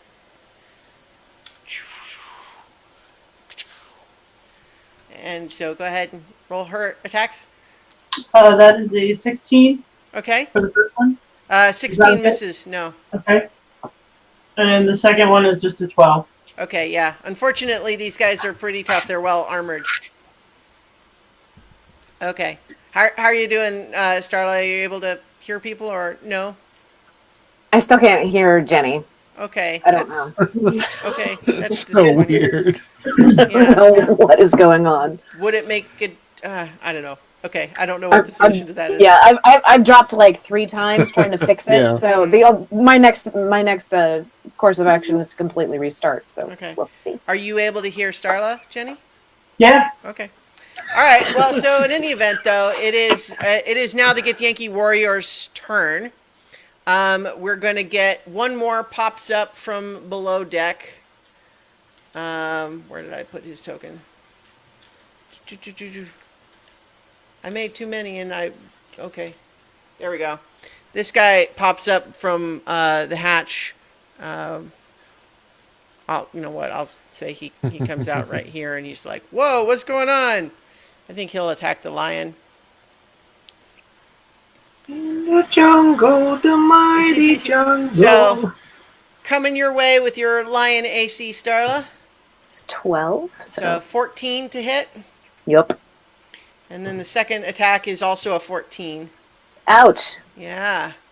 So that's going to be from the first attack, 11 slashing damage and 3 psychic damage. So 14 total from the first attack, and then 13 slashing damage and 5 psychic damage. So that's Okay, hold another- on. Okay. I have to do math here. I'm losing track. Okay. So the first one was 13 total, you said? I think so. And then the second one was. 13 plus 5, so 18. Okay, so I'm back in human form. How much you take? I have 26 hit points. Okay, so 26. So basically, whatever the overflow is, subtract from your elf hit points. Okay. So probably 5 then, right? Minus 5. Yeah. He seems mildly astonished when that happens. Was that a melee attack? What was that? Yeah, yeah. But I think I think that it was a melee attack in contact with your lion form that is now smaller. Right. So, Got it. All right. So, okay. Next, this guy is going to continue to attack Alaric Bear. Yeah. That's an 11. That's a miss. And then a 12. That meets my AC. Okay. So that's going to be 11 slashing damage and 4 psychic damage. Okay. All right, you still cave bear? Still cave bear. All right, so that's that guy. We have this guy gonna attack you, Cadence. That's a 10 Miss. and an 11. Miss. All right, he's not having luck. This guy is attacking the, that's the Feathercrest eagle. So that's a 12. That's a miss. That's a miss. What is the AC for the giant eagle? 13. Okay. Yeah, and then a natural 1, so not having much luck there. Okay, and then we have the guy who is currently constricted by you, Ket, but he disappears into a poof of mist, and it appears right there and slashes at you with his sword. That's a 23 to hit. Yeah, that hits. Yeah. And that's going to be 11 slashing damage and 11 psychic damage. 22. Okay. And then, and then a crit. Oh, okay. So. At this point, I'm like, good. Turn me back into cat and do more damage that way. Okay. 18 slashing damage Okay. and 12 psychic damage. One, two. Man. All right, I still got 8 hit points left as a snake. Oh, yeah. Okay. You guys have I got- more hit Wow. points as these animals than I was expecting. Yeah, I got 60 as the giant constrictor. All right. But you've also, like, the heavy hitter's not here yet. Yeah. Which, you know, you guys stealthed your way in, so he took a while to get here. So, so you know, that's your reward for playing stealthy. Okay, so that's all of the warriors on their turn. They are the warriors. Okay. So having just taken a bunch of damage from that gore attack, the Gish poofs into a little cloud of mist out from under, appears behind it, and is going to cast another spell. And let's see, what does she do? Let's see.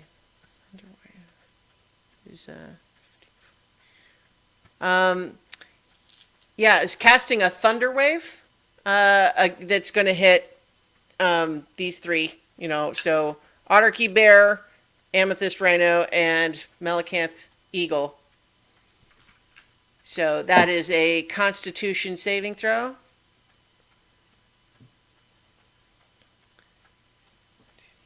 You're muted, Jen. Melicanth failed. She only rolled a 3 and it's plus Okay. 1. All right, so that's 10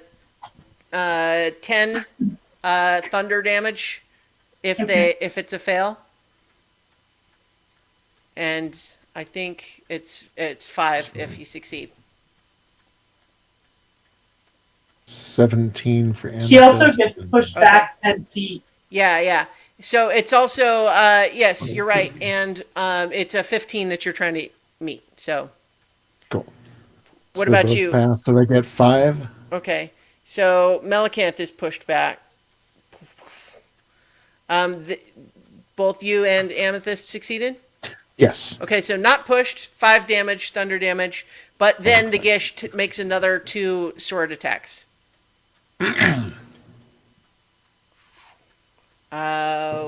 That first one's a 12. Hits the rhino. Okay. So that is 4 slashing damage, but then also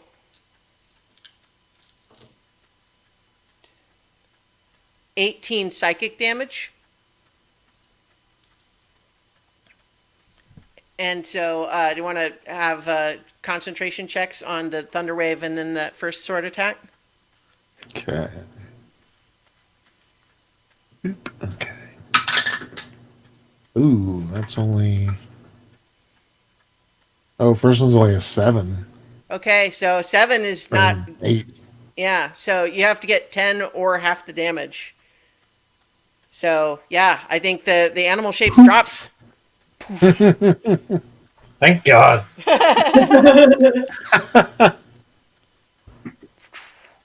Well, hey, it got you where you needed to be, though. That's right. Yeah, it served its purpose. Uh, Let's get down to business.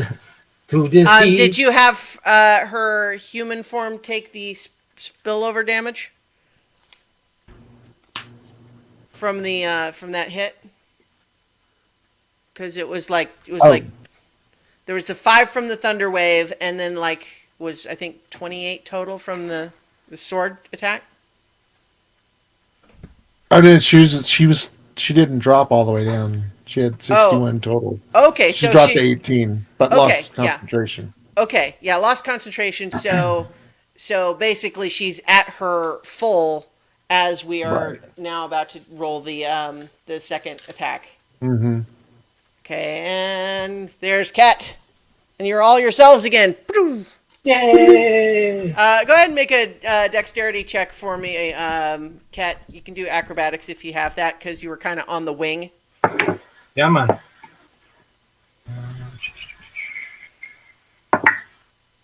That is a 15. All right, 15. Yeah, you're fine. So you managed to, land on your feet like a cat. Yeah, man. All right, but the Gish, as you all transform back, you see a look of recognition and satisfaction on the Gish's face. I kill you! And that's a 19 to hit on Amethyst's regular AC. 19 hits. Yeah. Okay. So that's only 4 slashing damage, but then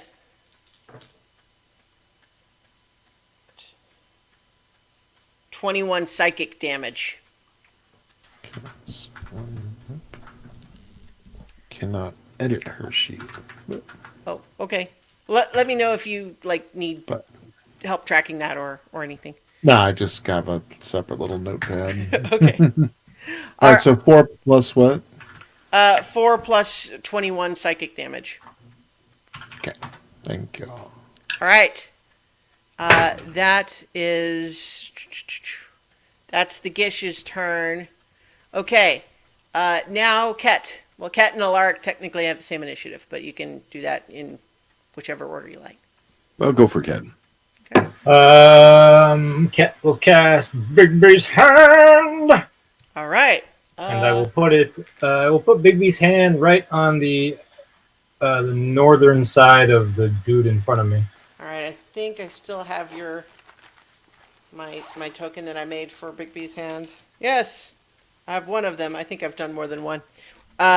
In the front of where? Yeah, like in front of the dude in front of me, like to the northern side, like in between him and Like the other that? guys. Yeah, Okay. close enough. All right. And I will use the hand. I will use a forceful hand to push him right off the deck. Okay. So it's going to be contested strength checks. Okay. So he's rolling just strength. Yep. Okay. He gets a dirty 20. All right, I got 21. All right. Oof. How far does it push him? Oh, pushes him up to 5 feet plus 5 times my spellcasting ability modifier, Okay. So. which is so 25 feet. Okay. 1, 2, 3, 4, 5. Whoosh. Just shoves him. Poof. He goes flying off over the edge. A wimp away, motherfucker! All right, and so because of how falling works essentially instantaneously, he basically disappears out, below the, line of sight. Right, yeah. And I think... All right. Is anybody else around? So you got the Gish right here, and then other warriors up towards the front of the ship. Okay, I'll run up to that Gish there, the wizard Gish. It just occurred to me Uh-huh. that if I turn it like this, the words on there will be right side up for you guys. So, Totally Amethyst would have had a reaction that she could have taken to do what? when she was hit. To do what? To, What reaction? To be able to. I was just going to do a cantrip, a frostbite Can she reaction. cast? How did she has? She has a Warcaster feat Oh, that lets okay. her do a reaction with a spell that's can only be one action. No, but she didn't Is move. that- She teleported, didn't she? Is that a reaction to? When she got hit and lost concentration. Okay. She was still an animal at the time, though, so she wouldn't have been able to cast a spell. I'm sorry. No, I'm sorry. The second attack, she was in Druid form. Yeah. Okay. She got So hit by the second attack. her Warcaster lets her cast a spell in a reaction to being hit. Instead of doing melee. For an But it's opportunity. not- Instead of It's not an opportunity attack if they hit her, though. oh, gotcha. Yeah. If they're moving away, she's doing an opportunity attack. She can do Right, that. right. But yeah. Yeah, I get. Yeah. Okay. Yeah. What am I thinking? I don't know. So it's okay. You Just can wanted to use make your reaction to make an opportunity attack. You were thinking of If your it's an tiefling attack- thing. Okay. Yeah. Yeah. Yeah. If it was an Yeah. opportunity. Yeah. So okay. Where were we? I was running up to the spellcaster to stab him with my rapier. Okay. Her. That one's a she. Her, sorry, yeah.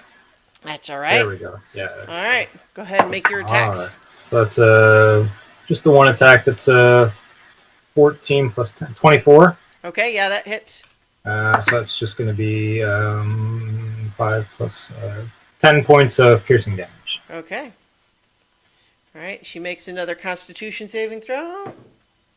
Yeah, she's rolling pretty high with those still, so she's still got her haste up. Okay. All right. That's Ket's turn. Alaric. All right. Smile at the fellow that I'm no longer a bear. Uh-huh. Meet the real me. Let's see. So, drawing those daggers. I'll make a stab at the one in front of me. Mm-hmm. Attempt anyway. Squish him. Oh, Or, that's you know, only a 17 to hit. 17 is what you need. Cool. That's with the death dagger to start with in that hand. So that is 8 points of piercing damage. Okay. And I'm going to move forward towards the other two. And that one's I mean, he's got Nira right there. Yeah. So I think you do get sneak attack. I don't get sneak attack for that purpose. I don't Okay. have advantage. Oh Well, wait, do I not need that? But you don't need to have advantage if there is another ally within 5 feet of them. Oh right. Yeah. Okay. It's not your Well- special sneak attack, but it's the one of the regular ways. Right. It's gonna get Well, I had sneak plans for the special one, but that's okay. Okay. I'll take this one anyway. attack. that is You don't have to use. 13. Yeah. Okay. No, that's good. I Alright. forgot about that one. 13 points of sneak attack damage. Okay.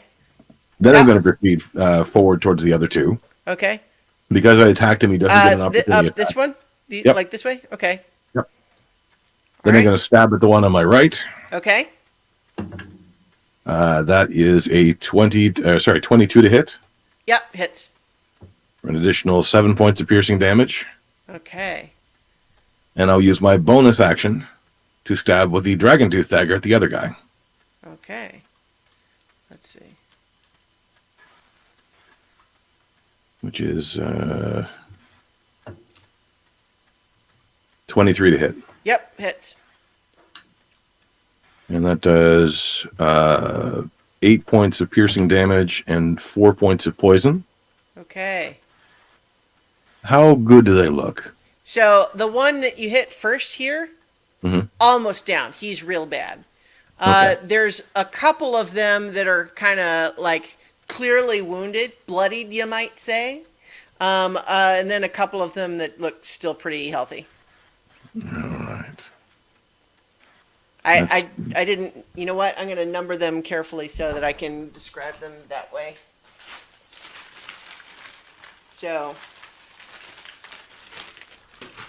all right. So this guy is 3. And this guy is going to be 1, 2, 4, and then 5 is the guy who fell off the side.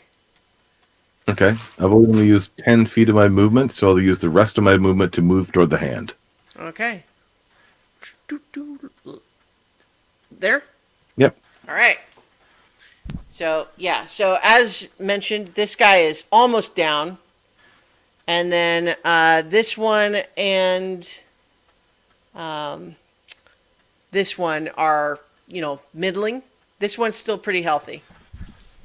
All right. And that's Alaric. Otterkey.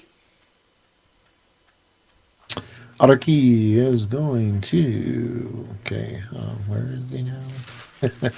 Okay. So let's see. I guess he would charge up to that guy that looks all alone towards the front of the ship. That one? Yeah. Okay. Chung, chung, chung, chung. And as he's what's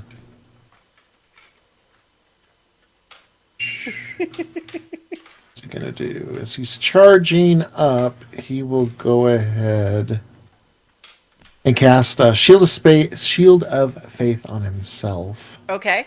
which will up his armor class a little bit. Boom, boom. Oh wait, let me double check.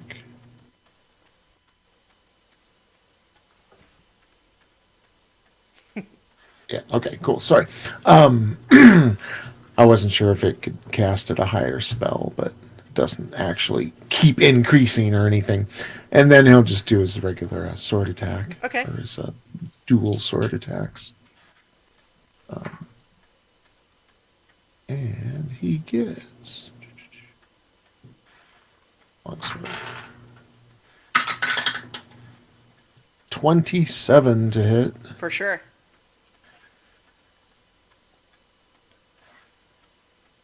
And that 11, 12, 13, 14, 15, 19 points of damage. Okay. 19 points of damage takes him down. You cut him down. Oh. And then he's got more movement, so he moved through to the second one and take a swing. All right. I'm just going to... Follow through. Yeah. Boom, boom, boom. All right. Yeah. And a natural 20. All right. Oof. Almost unfortunate to waste it on the guy who was almost Yeah. already dead. But, Right. yeah, you can do a fancy finishing move on him if you want.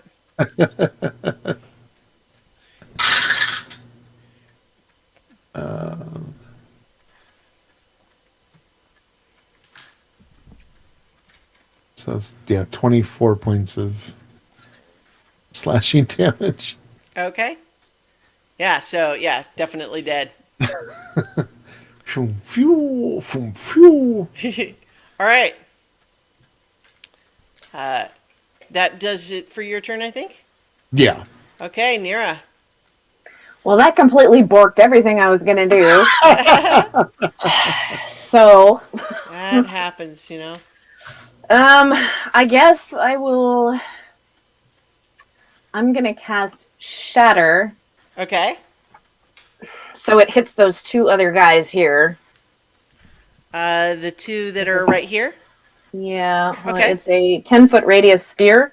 Okay, yeah, you can get it so that it hits the two of them and no one else.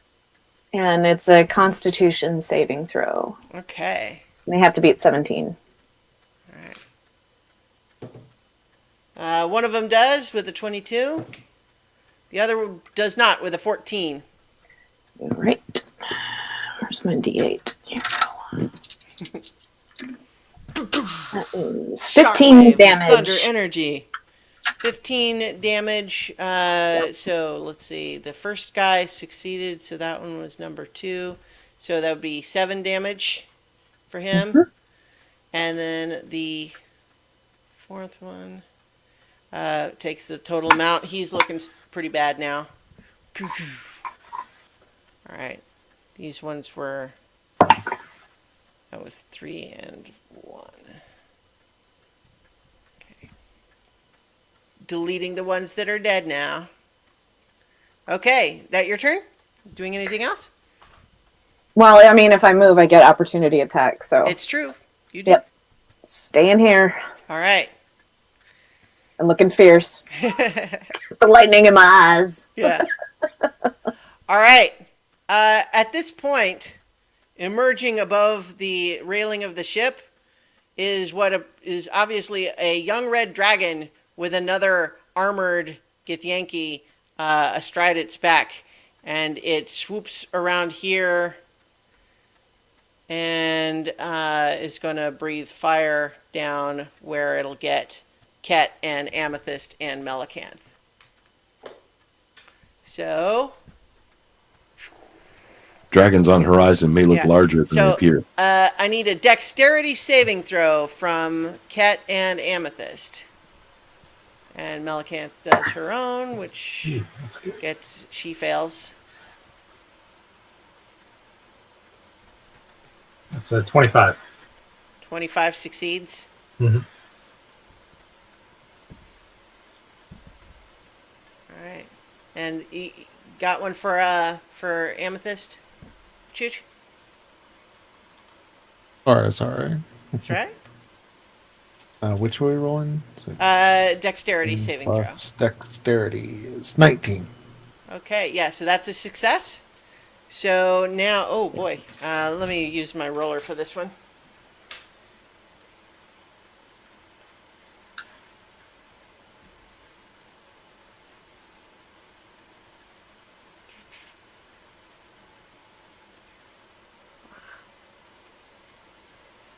Okay, so with a failure for Melicanth, she's going to take 57 fire damage. Ooh. And so Ket and Amethyst, you're going to need to take 28 fire damage.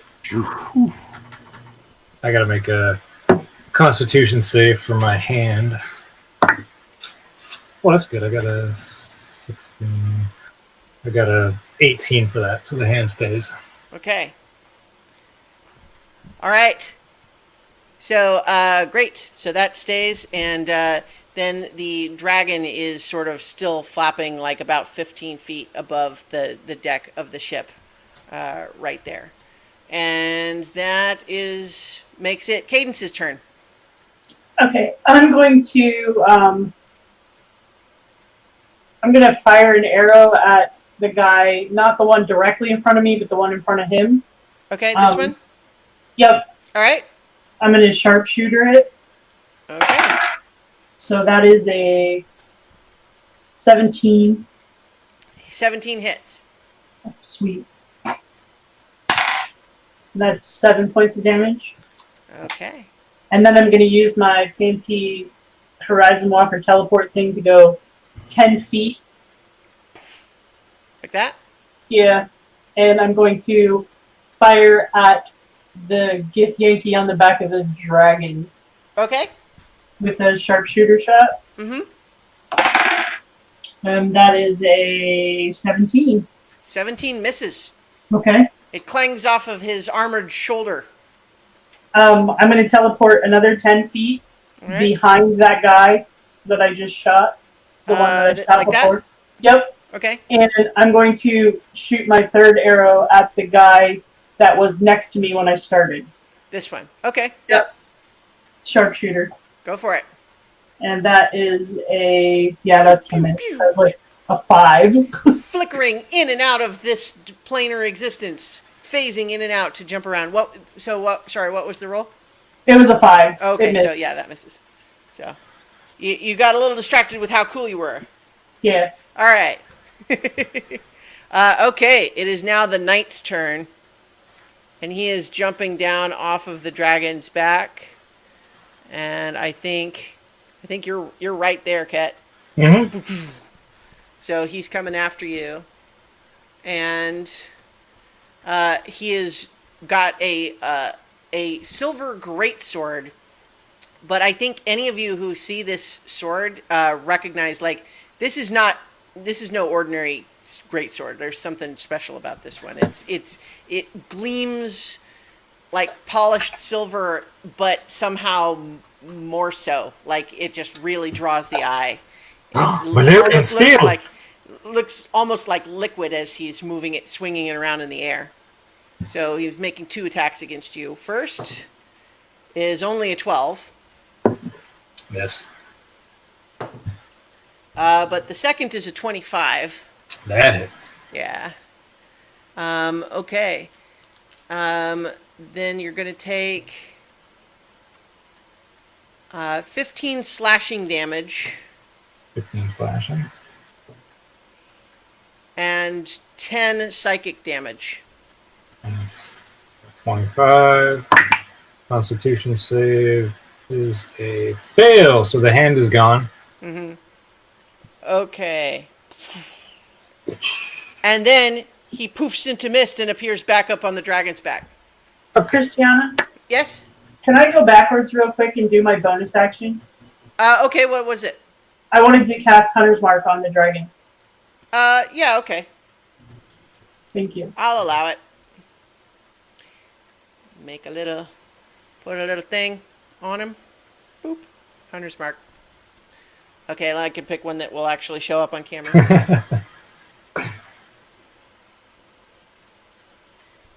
Boop. Okay. Hunter's Mark. Good. He's Hunter's Marketed. All right. That was the knight's turn. It is Melicanth's turn. She looks very unhappy about having taken all that fire damage just then. I think that she is determined, though. So first she's going to...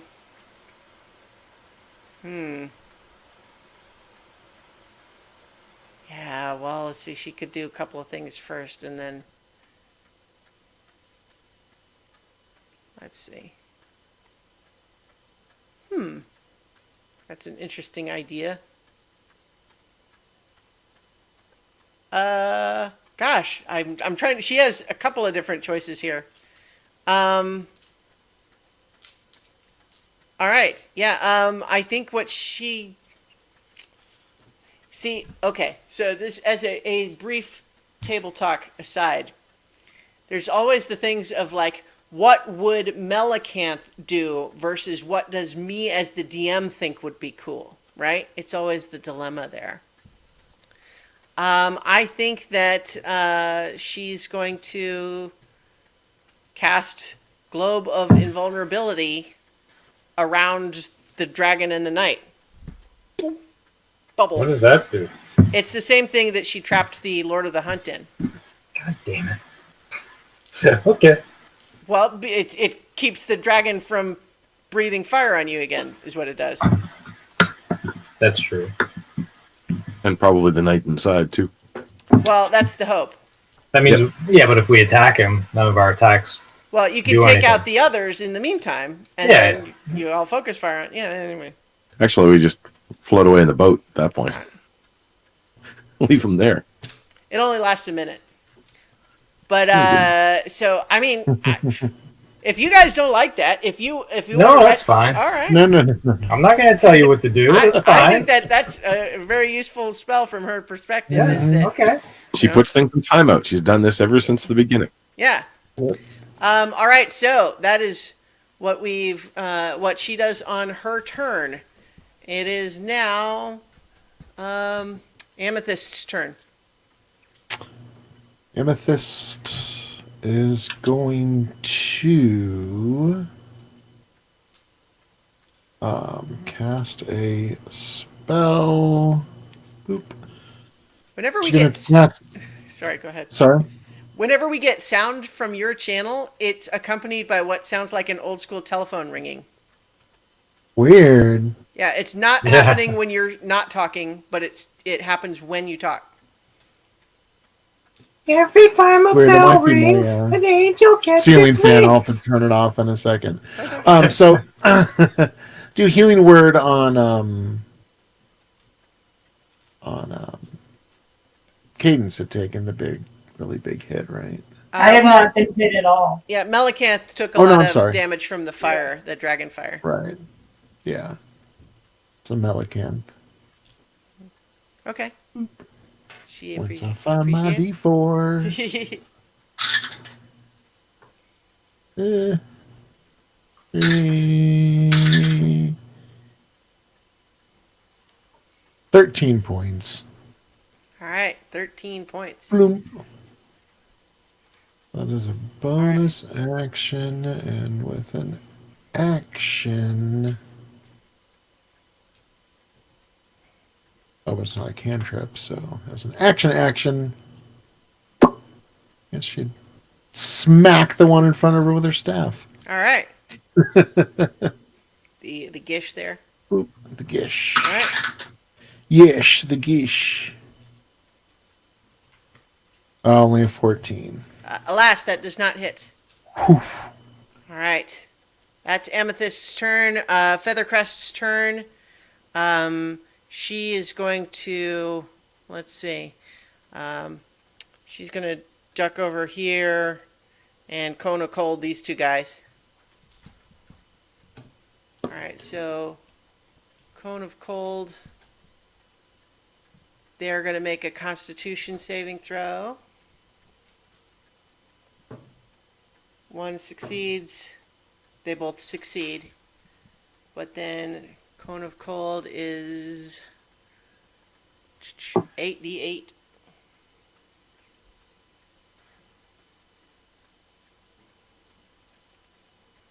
So they each would take 20 cold damage as she fires out a blast of icy air from her fingers.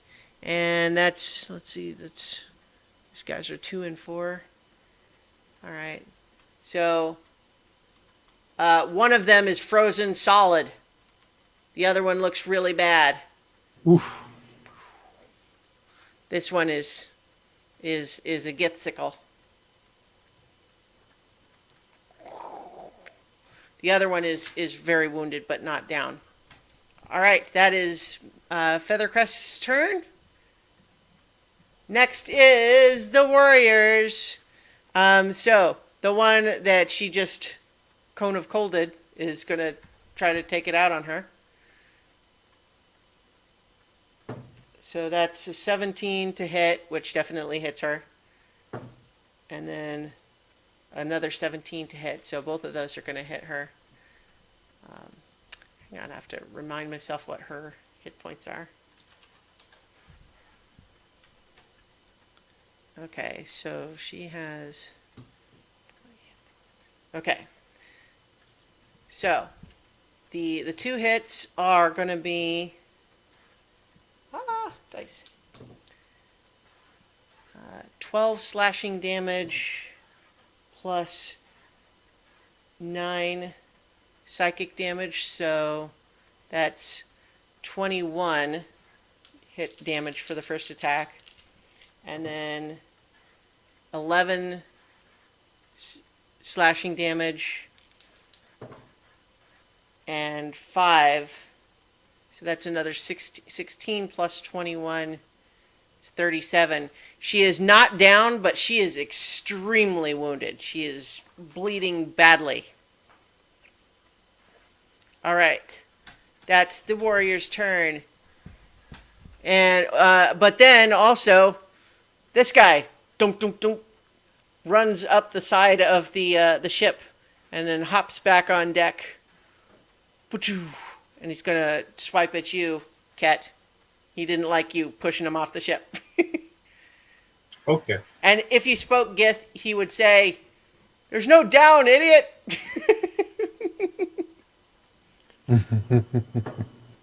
But he's a jerk, so you shouldn't listen to him.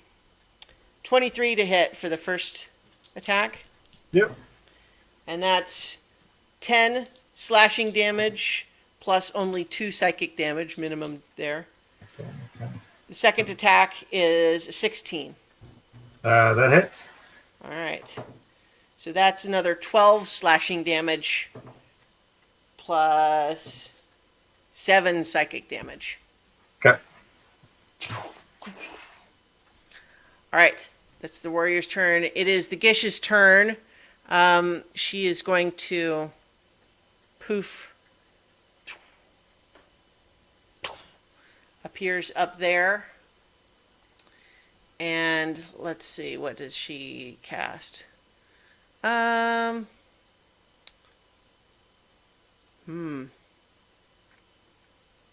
Yeah, she's gonna cast Fireball and get, she sees this guy right there saying, "Fought honorably, almost dead." Never mind him. But this is gonna be Archie and Nira and Alaric and Cadence and Feathercrest making a dexterity saving throw. Natural 20. Nice. We're looking for a 15. Feathercrest succeeded at least. Although it's not going to matter. I got a 14. I got Okay. a 15. 15 is a success, 14 is not. Arch only got a 13. Okay. So, those who failed take 22 fire damage. Isn't Archie immune to fire or Resistance. He takes Resistant. half. Yeah. so 22? Yeah, 22 fire damage for the fail, 11 if you succeeded. And so Feathercrest would only take 11, but that's still enough to drop her unconscious. I'm going to use my reaction for an uncanny dodge to reduce that by half again. So Okay. 5. All right. think. Yep. Okay, and so that is the Gish's turn. Oh, and I can use now I know Archie can use his reaction for Hellish Rebuke. For a fireball that was cast from across the ship. Yeah, he points his finger. It's a 60-foot range. Are you? It's a reaction whenever. What? Okay, it's whenever you take damage. Yes. Okay, all right. His Hellish Rebuke is specifically a reaction when he takes damage. Okay, works. That's his tiefling thingy. Yeah. All right, so And well, sorry. Phew. So points. And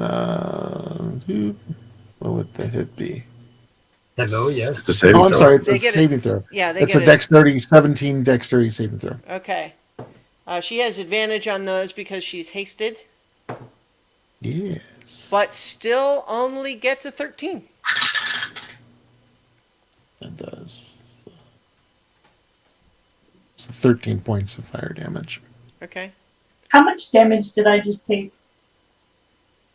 It was Fireball if you failed the saving throw, it was 22. Okay, I rolled a natural 20, so... Okay, is so it then half? 11 Okay. then. Yeah. Okay, so 13 for the Gish. Yeah. Okay. All right. That makes it, that was the Gish's turn. So, Ket, you're up.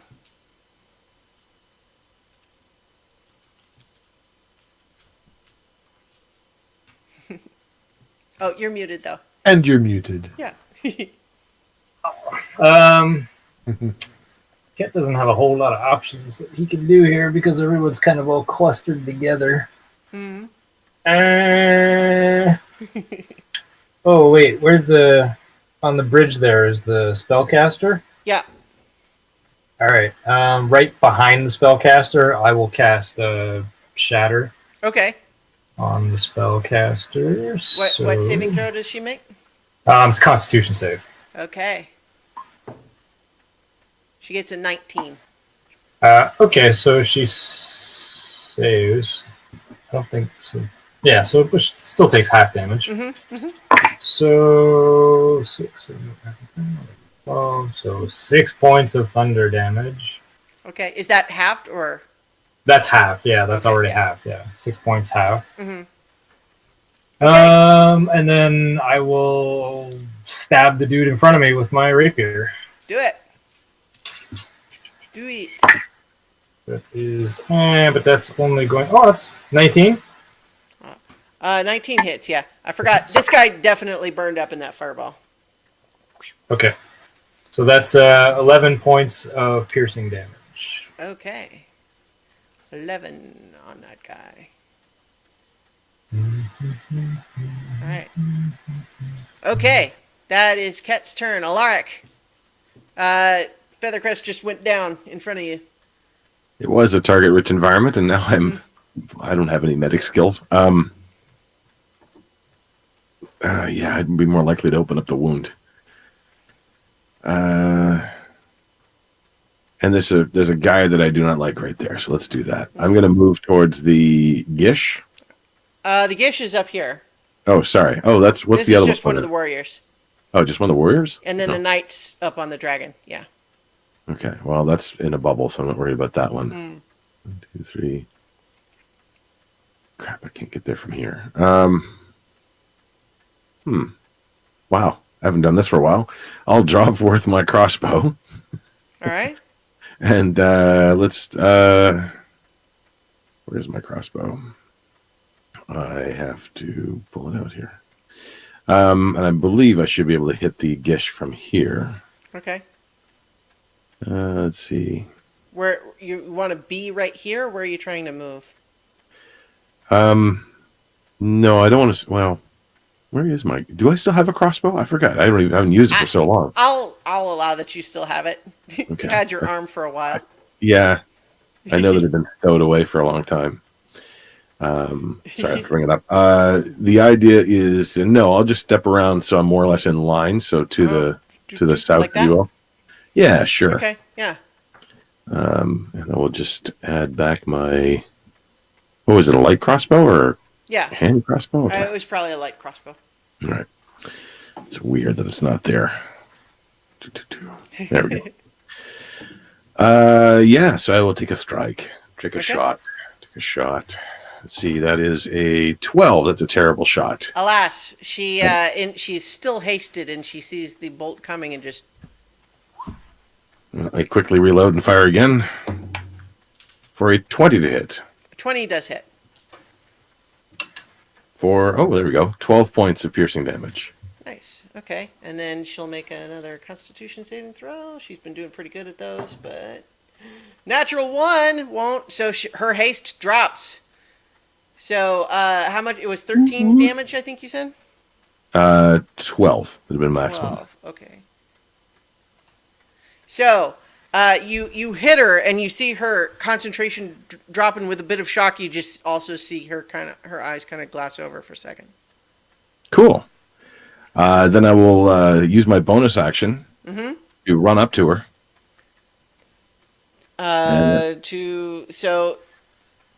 There's stairs up there.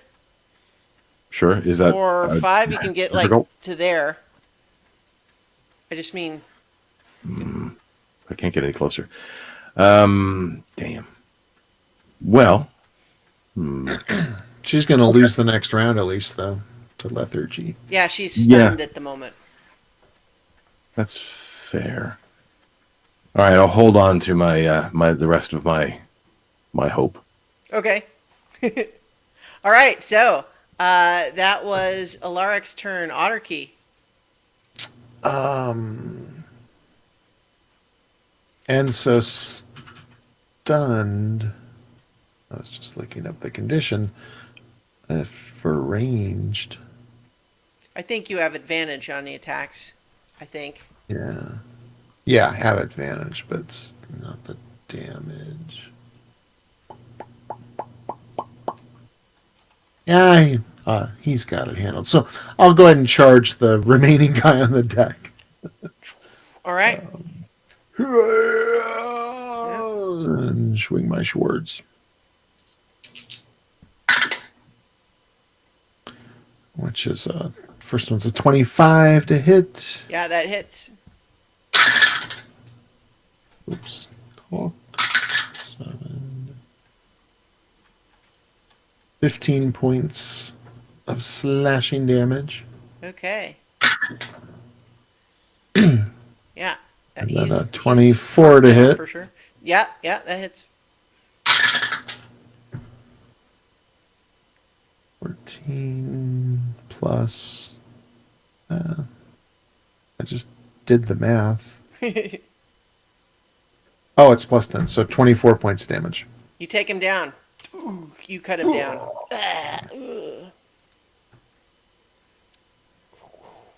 Let's see, and I'd moved 5, 10, 15. Yeah, you were like here, so 5, 10. Yeah, so you have some movements. Yeah,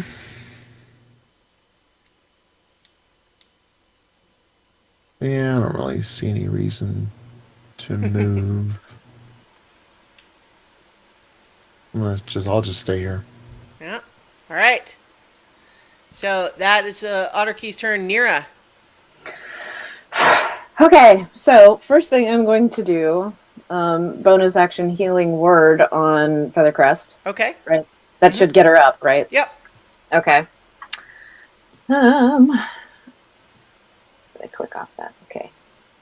That is 1d4 plus 4. 6. Okay. That's not yeah. much, but it'll get her moving. All right. Yes. So she blinks her eyes open. And then I'm going to use Toll the Dead on the Gish sorcerer person. Okay. So stunned. Let me just double check if there are. I think wisdom saving throws are not affected. So I just wanted to make sure how that works. Okay. Yeah, just strength and dex. Yep. Okay. So makes her same wisdom. Told the Dead is wisdom, right? Yes. All right. 17. Yeah, she got a natural 20 and a +6. So, Yeah. alas, Alas. Oh well. I did the one thing that I can really see, needed yeah. to do. Her stun is just a matter. Her mind is still in there, still active, furious that her body is resisting her attempts to control it at the moment. But she's able to fight off your divine and then- magics. And then for movement, I'm gonna back up towards the front end of the ship there, Okay. towards the bow. Yeah, like right there. I just kind of want to spread us out some Okay. because those AOE type things. Sure. Yeah. Okay. So, that's Nira's turn. It's now the dragon's turn, and it is furious. It is clawing and scratching at the interior of this bubble and getting nowhere.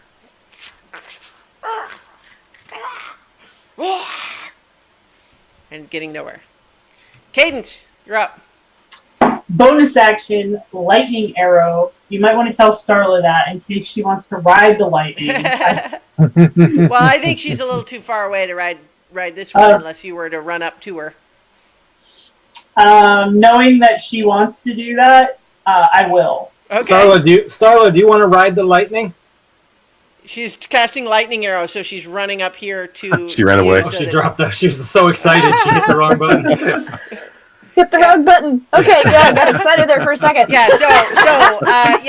Cadence runs up to you to cast lightning arrow, so you can ride it if you want. Where's she aiming? I'm going towards. Oh, I can hear her. Yeah. Oh, good. There To we the go. gish. Yep. All right, Yeah. and because she's like elevated up 10 feet above everyone else, you can shoot over everyone's heads. Yeah, I'm doing it. I'm gonna do sharpshooter. Okay, So that is a 21. that hits. I finally get the villain alone, and everybody wants to join me. Okay, so that is. I gotta get all my d8s out. All right. It's 3. There we go. Okay, so that's. Wow. So 21 lightning damage 21 lightning damage. and Alright. 9 regular damage. That kills her. Oh, sweet! Would have loved to come out swinging. That would have been cool. But, All right, yeah. so So now I'm standing up there going, okay. But hey, you're not in the cluster anymore. yeah.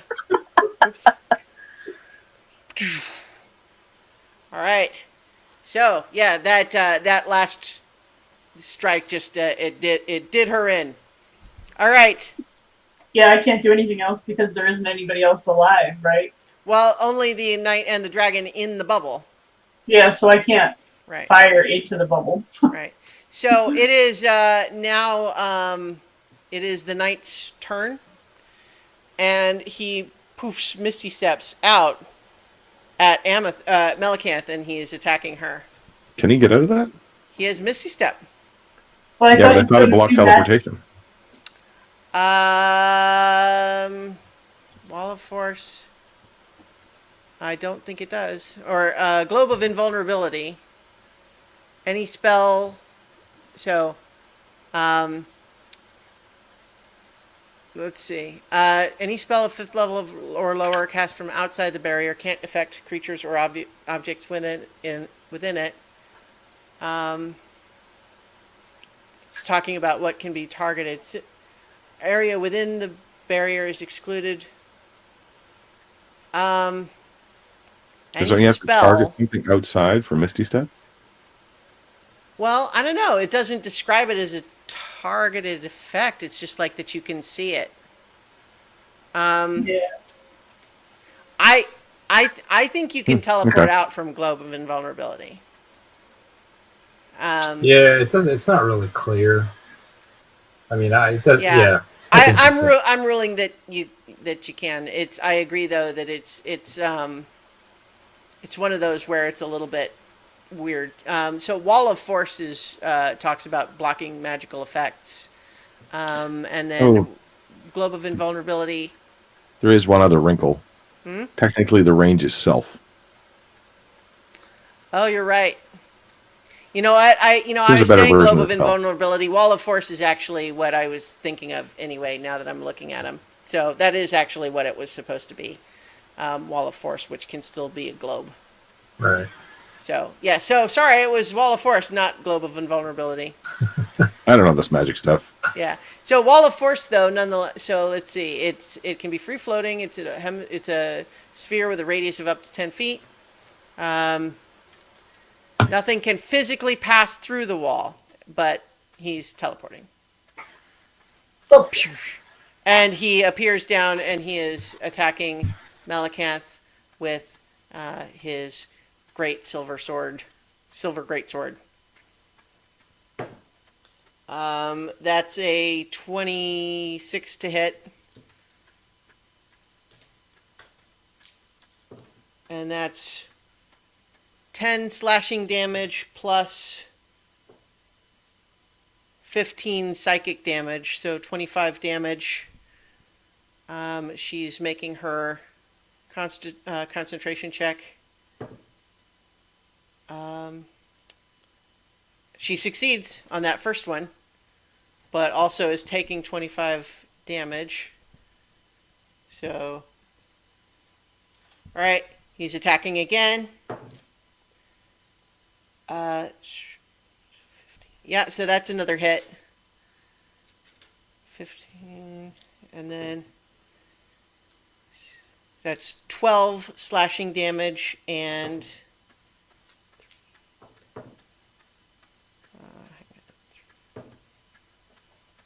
6 psychic damage, so that's 18.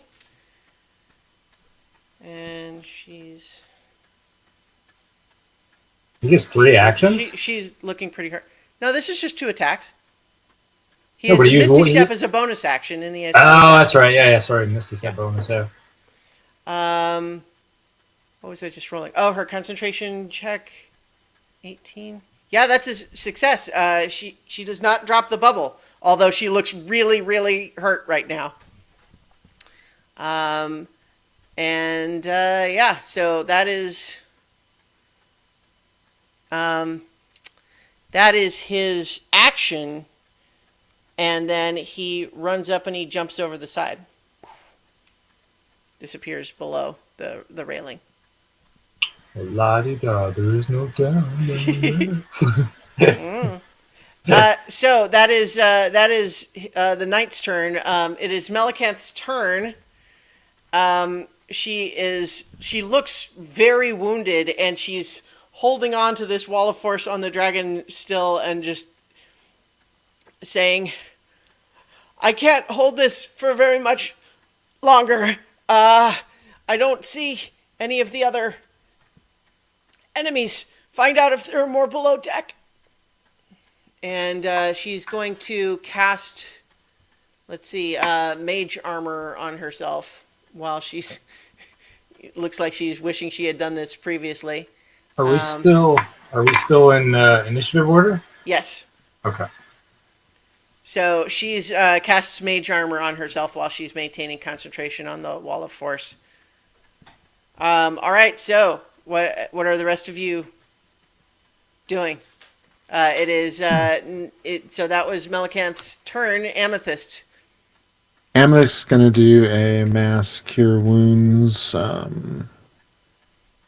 30 feet, whatever can get up to 6 people within 30 Okay. feet. So Melicanth's really, Right. It's If gonna have to Cadence be- doesn't need it, she can get everyone else. yeah, so it'll be, yeah, okay. Okay. And she's going to do a biggie 5th level, so E8. Look at Kitty up.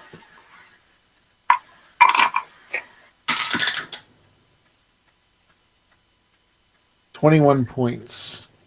Nice. Thanks, dude. Melicanth is appreciative. So is Feathercrest. What is Archie? And yeah, I don't think she can do anything else. All right. So that's Amethyst's turn. Feathercrest stands up, and I think she goes and she looks down over the side. She's going to make a perception check to see if she can see where the knight went. But with only a 9, she doesn't see where the knight went. Okay, the warriors are all dead, or at least ones that you're aware of. The Gish is dead. Cat. I am going to. Incidentally, the dragon is still in this bubble, furiously scrabbling at it about 15 feet above the deck. I'm going to hold my action for when the knight appears, and Okay. as soon as I see the knight, I'm going to cast Cone of Cold on him, Okay. like while he's still in the air. Right. Okay. Okay. Alaric. I'll take a. Well, would I have time to look on both sides of the boat? I'm right beside one side, and I can reach the other side. If Or you're I- using your action to make a perception check,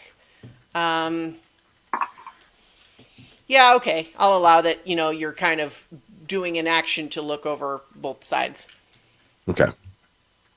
So I'll look over my shoulder. That is a 19. Okay.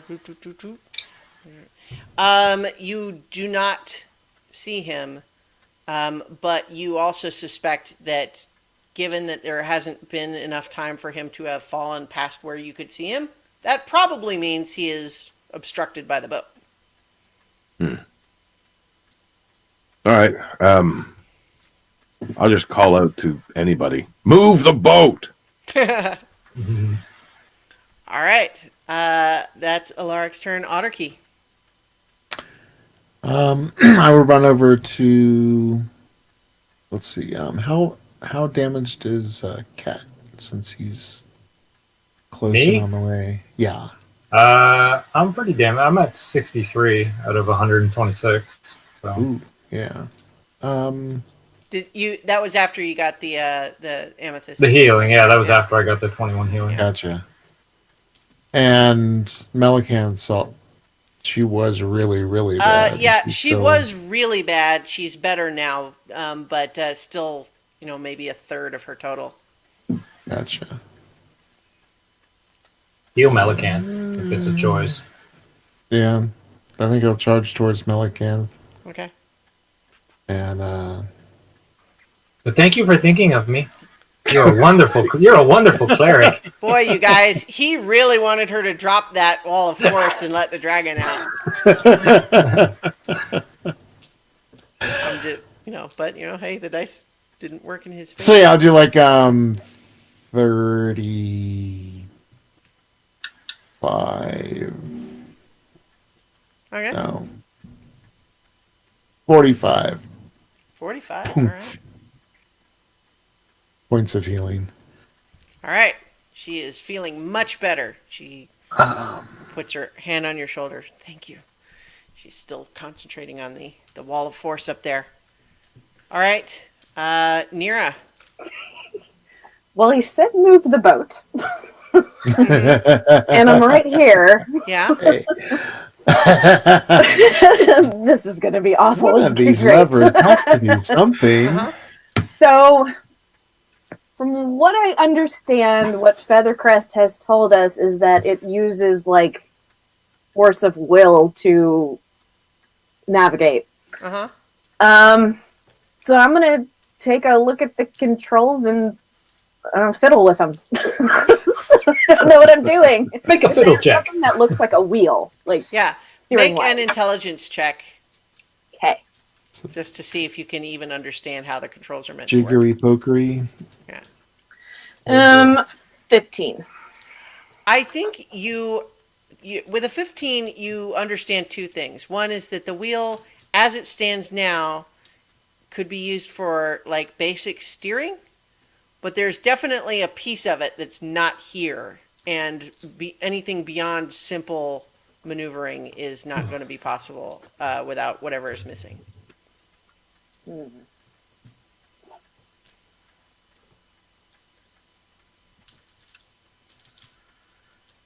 Oh, I'm so bleeding. Oh. I don't. Could I just like spin the wheel and see what happens? You can do that. I'm trying to flush out that guy. Is what I'm trying to do. You spin the wheel, and I need everybody to make a dexterity saving throw. I'd like to buy a vowel, please. Does that include me? Yes. Damn it! Do my boots help me move? Hold on to this moving wall. I think you get advantage on your saving throw. Oh, do I get that too? Because I have the arachnid cloak. Yeah. Well, do you have to activate it? Like his boots are kind of like they don't require like any like a bonus. Or they don't like take a bonus action to turn on. I don't think. No. No, it's the same. I have climbing speed equal to walking speed. I Oh can yeah, move up, yeah. down, So and you across. also get advantage then in your saving throw. 16. And Cat Melicant and Amethyst will get my +4. Okay. 22. +4. Okay. 21. 27. Feathercrest goes over the side. Wow. 20 She can and fly. 24 Yeah, I know, for me, but she does Amethyst. fall off as the boat kind of just lurches around. I just yell after, "There's no down!" I know I live here. She's been hanging out with us too much. She forgets that there's no down. Well, on her turn, she can certainly do something about it. But briefly, she has been startled by the boat suddenly lurching out from under her. You just hear a squawk and a feather Did fly anyone up in else the get air. like 10 or lower? No. All right. So that happens. Do a barrel roll. All right. The dragon. Is he revealed? No, basically it turned like this. No. He's hanging their arm down there too. Did he make a dex save? Well, sure. He's just watching the boat move. He did okay. Alright. So the dragon is talking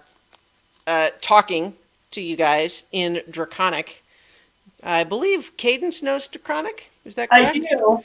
Yep. He's basically swearing up a storm, but in between actual just curse words, he's essentially saying that your arrogance will be repaid with death. Okay. Yep. It's not I'm the not going to ultimate- tell everybody what he said. It's basically the sort of like come at me bro sort of ranting. It doesn't seem like it's really just an expression of him being really mad about being in this wall of force right now. Okay. So He's basically every YouTube comment. So I see a question in the chat about just the wall of force. Like, does it move with the boat? It's fixed in place. So I think actually, as the boat turned, we'll say that it's actually like over here now, as the boat sort of rotated around and it stayed where it was. So that was the dragon's turn. Cadence. I'm going to start walking towards the the stairs to go. Are these like lower deck places, like right under the dragon? So these two hatches go below decks. So does this one. Okay, I'm gonna go to the one like right under the dragon Mm-hmm. and peek down there to see if there are any other. Okay. Make a perception check. Natural 20. Very nice. You see the lower deck. Yay! Let's see. I guess we can. Loot. Yeah. So technically, what you see is this area. I'm Okay. showing the whole thing just because it's easier, but this is the part that you can see. You don't see any creatures in it. What you see is a bunch of what look like ship supplies. Nothing leaps out at you as obviously out of place or strange. With my passive perception, can I hear anything moving around down there? Nope. It Okay. it sounds quiet inside. Okay. Yeah. All right. I'll come back up. All right. All right, so that makes it the knight's turn. Let's see. He's got limited options right now. Yeah, he does. Let's see. He's gonna make stealth check. What's your passive perception, Kat? My passive perception is 14. Okay. You do then hear him as he sort of peeks up over the side of the ship on this side. Cone of cold on him. Well, right where you're standing, Oh, Amethyst is in the way. well, that's what I had held as my action. So And I will allow you to still do it, but Amethyst is in the way. So you choose however you prefer to proceed. You can include her in your cone of cold, or you can abort. I can't hit Amethyst. Can I? Don't do it. I can't make those decisions for you, man. Don't do it. She saved your life. See, even I would have second thoughts about hitting her with something like that. Yeah, I mean, Cone of Cold is pretty. What's her constitution like? Um, I'll abort the spell and save the slot. Okay. You abort the spell and save the slot? I think if you Yeah, abort I the mean, spell- I'm not casting it, so right.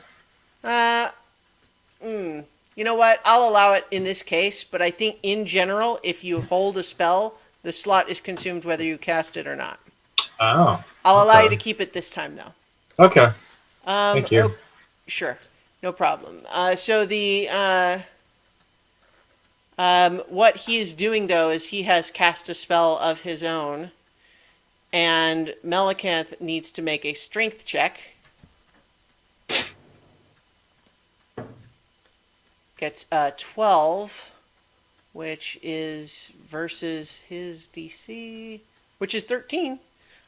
So basically, you see him reach out, and she is suddenly yanked off her feet. Oh wait, can I counterspell that? Yeah. Oh.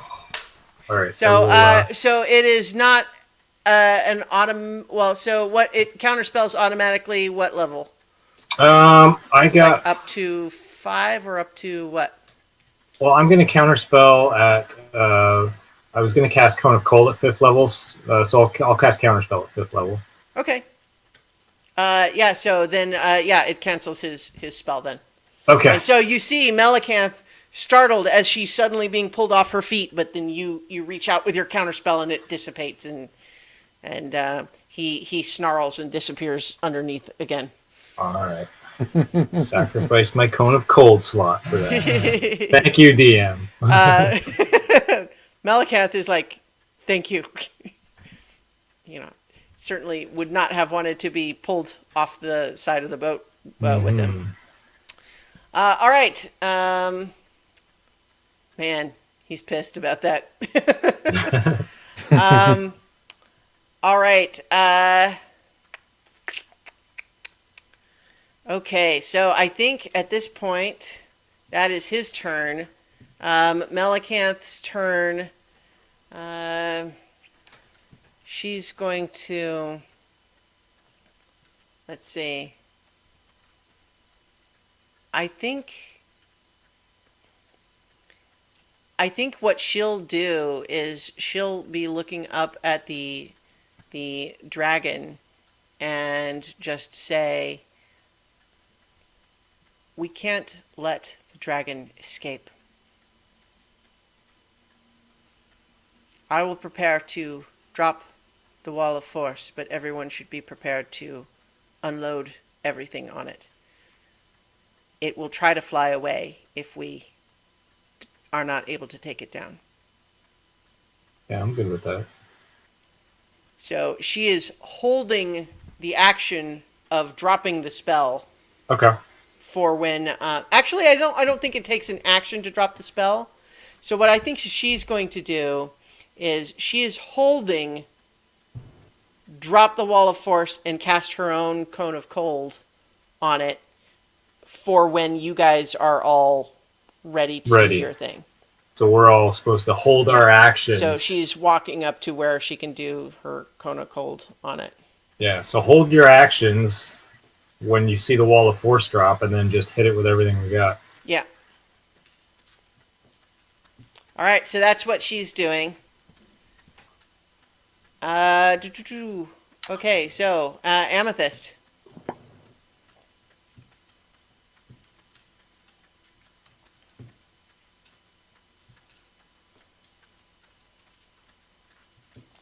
That's on you, Chooch, remember? Oh, I was sitting there thinking, what's Ottercreek? Because I don't think Ottercreek ever went Did I skip you? in I'm this sorry. round. Well, there's At a all. lot of there's a lot of moves, so I think you went up and you healed Melicanth on your last turn. Yeah, it's on Oh, its way that's- back to you now. Yeah. Well, and actually, it's still Okay. at Amethyst. It's just there's a lot of turns in the initiative, so it's just. I takes a while just to swore get back she around. Amethyst went twice before. I did. well, okay. Okay. Mean, maybe, but I It's don't. cool. It's cool. All right. So she's going to do. So she'll prepare. She's going to prepare to do damage.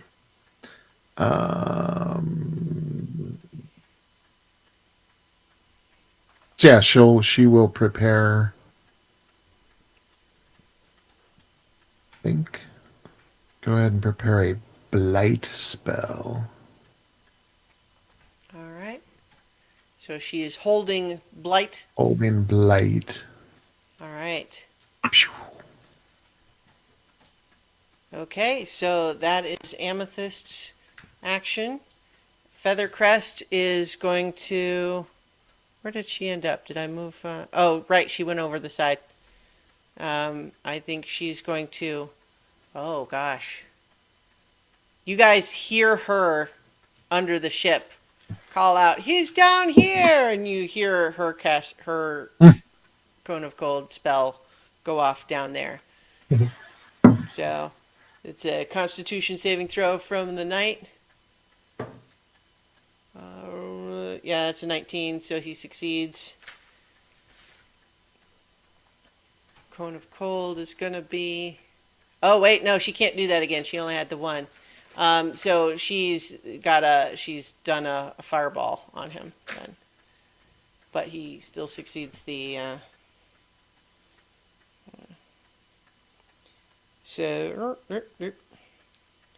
So yeah, he's taking 12 fire damage from her fireball, and it's kind of like the first damage he's really taken. All right, so yeah, she's down there, but she does that. He does not look super hurt, and then she does run back and appear back up over the railing and say, "Yeah, he's down there." Does not want to stick around for him to come at her with that sword. All right, Ket, your turn. Bum, bum, bum, bum, bum, bum, bum. I will hold. Do I hold Finger of Death or do I hold Feeble Mind? I will hold Feeble Mind. Okay. So that's Cat. Alaric? Just remember the damn thing breathes fire. And I'm going to walk to the very corner. Mm-hmm. And I'm going to walk and stand over the edge of that. Right here? Yeah, so I'm standing basically with the side of the ship now as my floor. Okay, yeah. That gives me clear sight of two sides of the ship. Yeah. And I can see the other edge of the ship on the far side. Mm-hmm. I'm going to ready an action with, let's see. Oh, why don't I actually use a spell? How Well, about that? make a perception check as you're standing there. All right. That's a nat 1, so he's not there. Okay, yeah. Yeah, I'm going to ready, let's see. How about a ready acid splash? Okay, and that's what, if you see the knight? If I see the knight or the dragon is free, whichever comes first. I What's don't know your which range is it. for acid splash? 60 feet. Oh, okay. That's longer than I remember. Okay, Otaki. And I'm going to. Oh, wait a minute. I guess I don't know if anybody's doing area of effect damage. And I'm the up close tank, so I'm gonna charge right up to it because I'm gonna be charging right in its face. And So it's still about ready to 15 swing. feet above the deck, so you won't be able to Oh. hold a melee. Gotcha. So I will hold an arrow knocked. Okay. All right. Did you want to still be here, or you could be back where you were? Yeah, I can stay back where I was. Okay. And then charge it if it lives. Yeah. All right. Nira. I am going to. I don't want to be quite so close to the edge of the ship there, so I'm going to move towards the. Just forward. And then I'm going to hold Toll the Dead. Okay. Yeah. All right. So that is Nira's turn. The dragon is still in the bubble, scrabbling uselessly. And okay, so Cadence. I have a question. Can you do a bonus action if you're going to hold your action?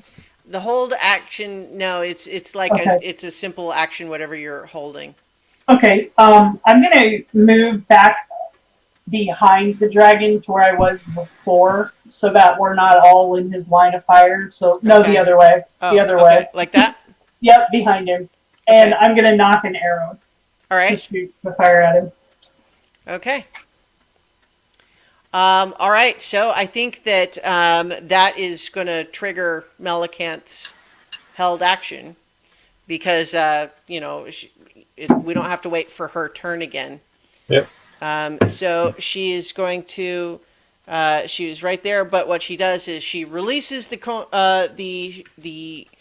shield and casts her cone of cold upward at it, so it doesn't hit anyone else.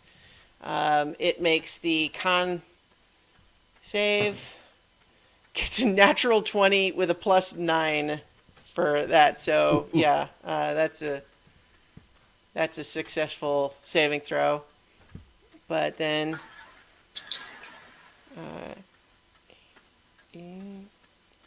so it's still going to take 27 cold damage from her cone of cold. 51. Okay. That is her action. So let's see. Amethyst was the blight spell, which I believe is also a constitution. Oh, sorry. Yep. Exactly. Yeah. Yeah. So Yep. that's a 6, but still a +9. So that's 15. Oop, need 16. Oh, okay.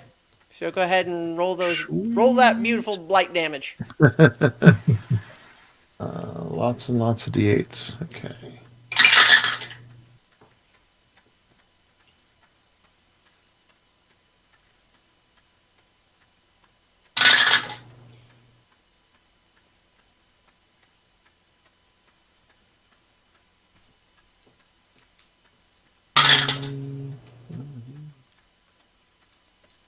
5. Is there any bonuses? No. Just a straight roll. 45 points of necrotic energy. Okay, 45. Nasty. Draining moisture and vitality. Yeah, so Moisturize. it's looking significantly weakened at this point. Okay, so that was Amethyst. Feathercrest used her fireball on the underside of the ship the last time. Ket, your held action was? Feeble The Feeble Mind. Mind. Okay, Yeah. so what's its throw? It's intelligence saving throw. Okay, intelligence. It's pretty smart, but not like that's not its best thing. That's cocked. It would have been a success if I didn't say it was cocked, so. That is a 13. All right, that fails. So it takes 18 points of psychic damage. 18, okay. Yep, and now its intelligence and charisma scores become 1. Oof. The creature can't cast spells, activate magic items, understand language, or communicate in any intelligible way. It can, however, identify its friends, follow them, and protect them. And it's last for 30 days. The creature is dumb for 30 days. Yeah. Maybe So dead, it's not. so it had been snarling at you in Draconic. Now that it like the bubble has freed, it's you can hear it again. But then as your spell takes hold, you see it just and it's just animalistic snarling, and it's the intelligence in its eyes has faded. All right, that was Ket's. Alaric, you are you using your acid splash? I am indeed. As a Alright. bubbly forming acid goes around my hand, something I've never really done before, actually. Hurl it off to the thing. It is a dexterity saving throw. Okay. 17. Nothing happens. Alas. Okay, that was Alaric's. Otterkey. You had your longbow. Yes, longbow. Fling! 29 to hit. 29, yeah, hits. Which is going to do a massive. A massive what? 9 points of damage. All right. Well, hey, every little bit helps. Pwink. All right. Nira. Toll the Dead. Okay. And that is a wisdom saving throw. What was the Feeble Mind's effect on wisdom again, Kat? It wasn't wisdom, it was intelligence. Well, but wisdom is unaffected? Yeah, wisdom is unaffected. Okay. Then it gets a 15. That does not. That's not a success. He had to be at Okay. 17. Whoop! Shit! All Drop my right. dice. He's definitely wounded, so he'll take that. Oh, that's a 3d12. Hold on. Wrong dice. This one. So I know that it's is completely random, but I do like the fact we're hitting all of the saving throws. Yeah. It's got to have looked this somewhere. And that is a 16 damage. All right.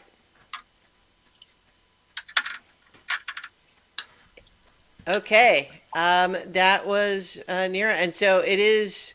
Cadence was the last held action. Now, can I sharpshooter it? Yeah. Okay. So sharpshooter, Mm-hmm. and that is a 4, 19. 19 hits. Oh, does it? Wow. Yeah. Yeah. Sweet. Oh, and also I have Hunter's Mark up too. You do. So that As is indicated by the little Lego thing. 8, 9, 10, 22. Okay. Okay, so it is looking pretty hurt. It is also looking furious and just in an animalistic rage. But that is the end of those held actions. So now it is actually the knight's turn. Gosh, I'm trying to decide what his. I think.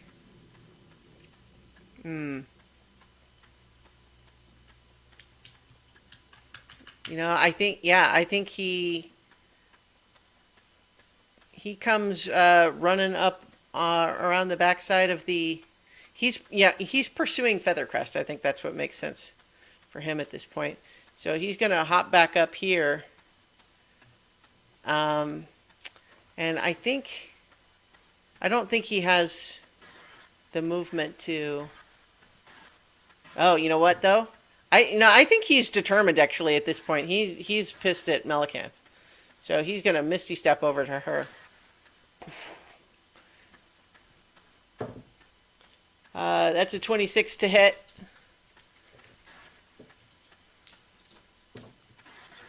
Wow, that's max slashing damage. So that's 18 slashing damage plus 9 psychic damage.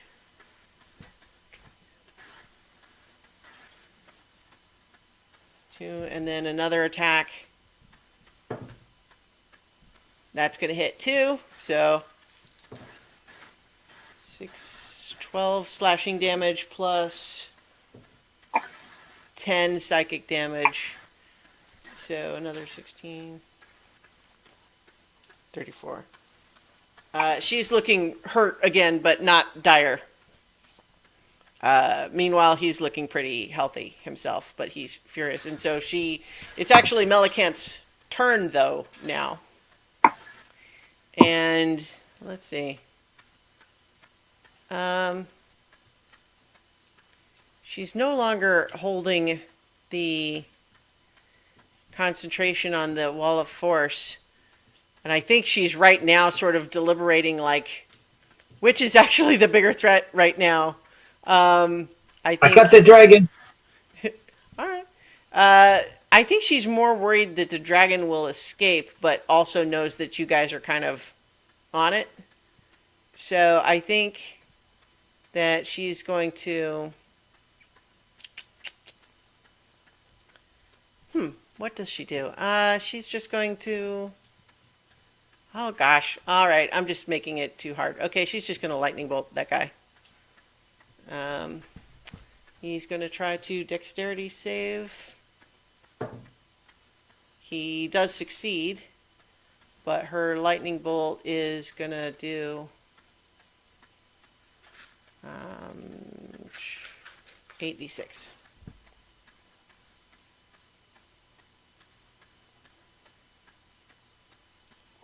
$36. So, but that's halved, so just 18. All right. So he's. I think he's just dead. 18. He's still looking pretty healthy. And she's just. She's kind of screams in shock and just says, "Your ship is lost! Surrender!" She's not very convincing. All right, Amethyst. Chuchafist. Yeah. Again. Trying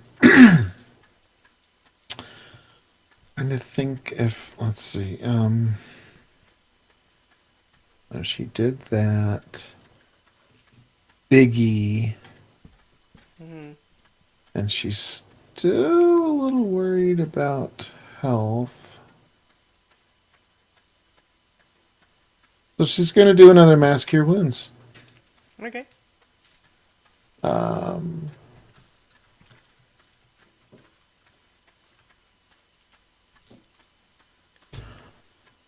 So now it's within. Oh, she still can't get cadence, right? Within 60 feet. Oh, or I'm good. I'm good okay. Yeah. So I guess, yeah. So even out Alaric makes the most sense. Oops. So you're leaving out Alaric or Yeah, I should. including? Leaving out. Okay. So 20 And I- moving to get everybody except Alaric, is that the idea? Right. Okay. Well, so yeah, okay. She would need to move up like here to do that, but Oh, well, she can cast it from any point she wants. It's 60. oh, really? Okay, Yeah, interesting. a 30-foot range, but a 60-foot circle. All right. Okay. I don't know how down you are, Alaric, but I'm only down like 11 points. I'm not down at all. Okay. All right. So, what's the 23, amount? 23? 23 points for everybody. All right. Okay. All right. That was Amethyst's turn. Feathercrest. What is she? She's got her big spell. It's already. I think she knows better than to try to waste a fireball on a red dragon. Although, actually, I think she won't do that. Yeah, never mind. Yeah, definitely knows better than that. Okay, so I think she's just going to. Ooh. Now, she has some other stuff she can do, but not with everybody, kind of all mixed together like this. So I think what she's actually going to do is, she's actually going to try to use suggestion on the knight. Ooh, nice. And I think what she's going to just say, why don't you just calm down and sit down and relax for an hour or so? And he's going to try to make his wisdom saving throw.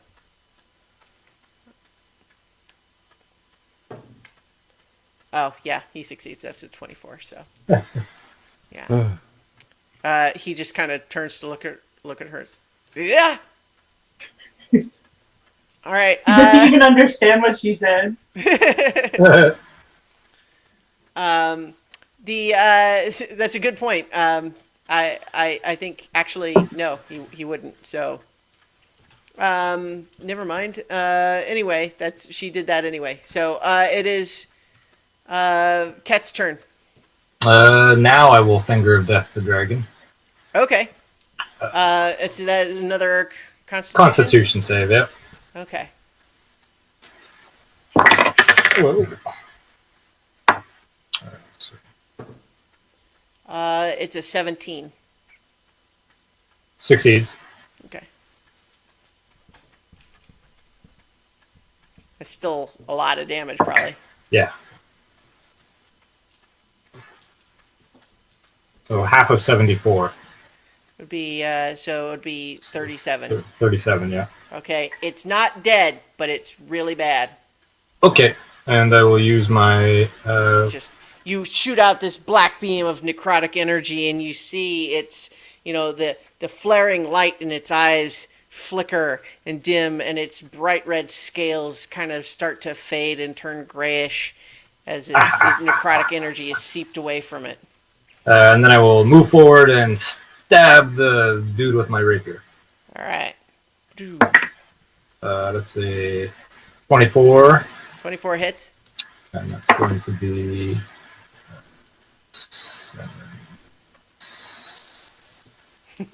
12. All right, 12. All right. Alaric. Okay. Let's see. I'm going to walk along the side of the boat. 'Cause why walk on the floor when you can walk on the wall? So 1, 2, 3, 4, 5, like to here. Yep. I'm going to hide. Okay. Or attempt to. What are you hiding from? I'm hiding from the dragon and the other, but Okay, primarily the dragon. All I think right. I'm just on the side of the boat. Should be easy to hide there. Mhm. That is a 27. All right. Yeah, I think that you're probably good. And now I'm going to take an attack with the crossbow. All right. Do I have advantage because I'm hidden? Do I Yes. succeed? Okay. Mhm. At the dragon. Yeah. Let's see. That is a 23 to hit. Hits. That's sneak attack. Yeah. Oh, that feels good. That's 22 points of piercing damage. How do you want to do this? Yeah. Oh, That never happens. People steal all of my kills.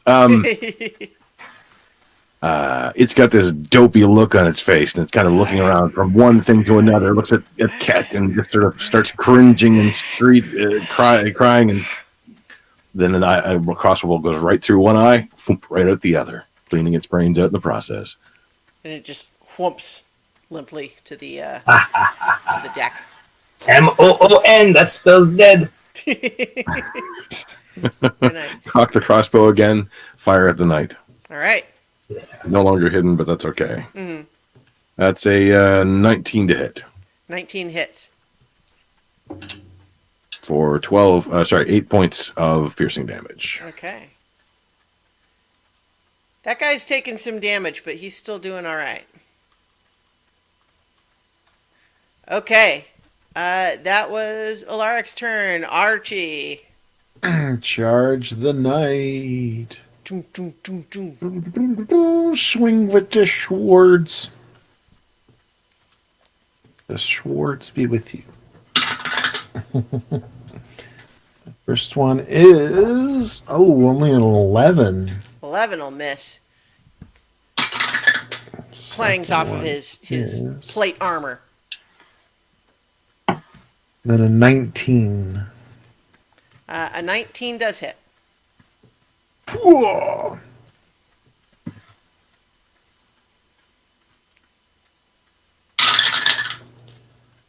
So let's see. Normal slashing damage is 7, 8, 9 points. Okay. And then he will juice it with his staggering smite. Mm-hmm. 11 points of psychic damage, and he has to make a wisdom saving throw versus 17. 21, wisdom saving throw. 9. All right, so he is staggered. Let's see. What is that? Disadvantage on attack rolls and ability checks, and cannot Okay. take reactions until the end of its next turn. Okay. Okay. He is, a little bit dazed from the, he's a little bit unsteady on his feet after that last hit. All right, Nira. I feel like I haven't been super useful. But we're on a moving ship, so I couldn't call the lightning. That would have been cool. But I'm just gonna do Toll the Dead again. Okay. Wisdom saving throw. Yep. That's cocked. Oh, that is only going to be a 8. So that's a fail. All right. So now I'm gonna let's see. Is this the 12? Yes. Okay. 4 and 11. So 15. One more. And that is a 7. That is a. What did I say before? 4. So it was 15. 22. Okay. With the clanging of these bells and the sudden necrotic energy drawn out from him, you see his eyes just kind of roll back. His greenish skin goes pale, and he just whoops over to the ground. Yes. You guys are victorious. He was Cadence was the only other person that was going to go before his turn. He was going to plane shift out. So I was going to try to banish him if Starla didn't kill him. oh, okay. Well, We didn't want him to get away though, because then he'd warn him that we were coming. That's why I haven't done it. Yeah, but if we banished him now, he would be banished back to his home plane. and then he would tell everybody that a group of people stole one of the scout ships. Yeah, that's true. That's actually why he was going to try to get away. He didn't want to. He didn't want to give up without putting up a really good fight. But Yeah, his home plane is where we're going. So. Yeah, that's true. Toll the Dead got a kill. Yep. Yeah. All right. So we are no longer in initiative. You guys have taken A Githyanki skiff. Somebody get his sword. We don't Yeah, find there's- anybody else below, right?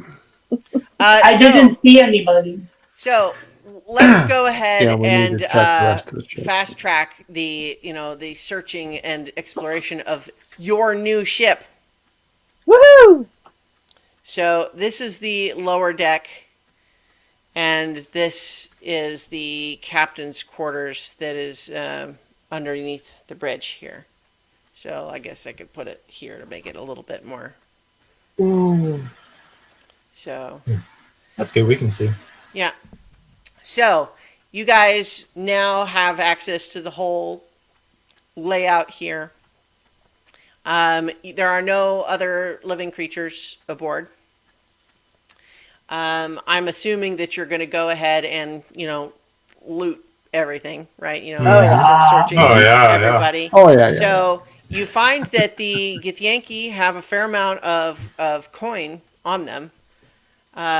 The warriors have 180 gold pieces each. There were 5 of them. So if you Chooch, are guys you want to gonna- add this up. Yeah. Are you gonna? Alright. Yeah, you've got the spreadsheet thingy. So 5 times 180 gold pieces.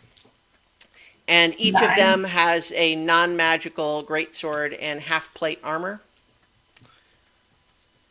The Gish has a longsword, a non-magical longsword, a silver wand that is not, doesn't have anything special about it as far as you can tell. It's, used like an arcane focus, but that's all. And her own half-plate armor. And she had 130 gold pieces on her. Okay. The knight had actually the lowest amount of coin, only 190 silver pieces and 50 gold pieces. But you also realize that, so he's got full plate armor. The sword is a great sword, very clearly magical in some way. He also had a little gemstone thing that was kind of like hovering over his head that has dropped away limp now that he is dead. So I have a question. My little magnifying glass thing, it's cracked. Does it still work? Yes. Well, you could try, and the answer will be yes. Like, I can only use it once per day, though. So Right. I'm just saying, it's like if you use it today, I'll say you don't know if it will work until you try it. Mhm. But so if you try it today, in a meta sense, the answer is yes. Okay.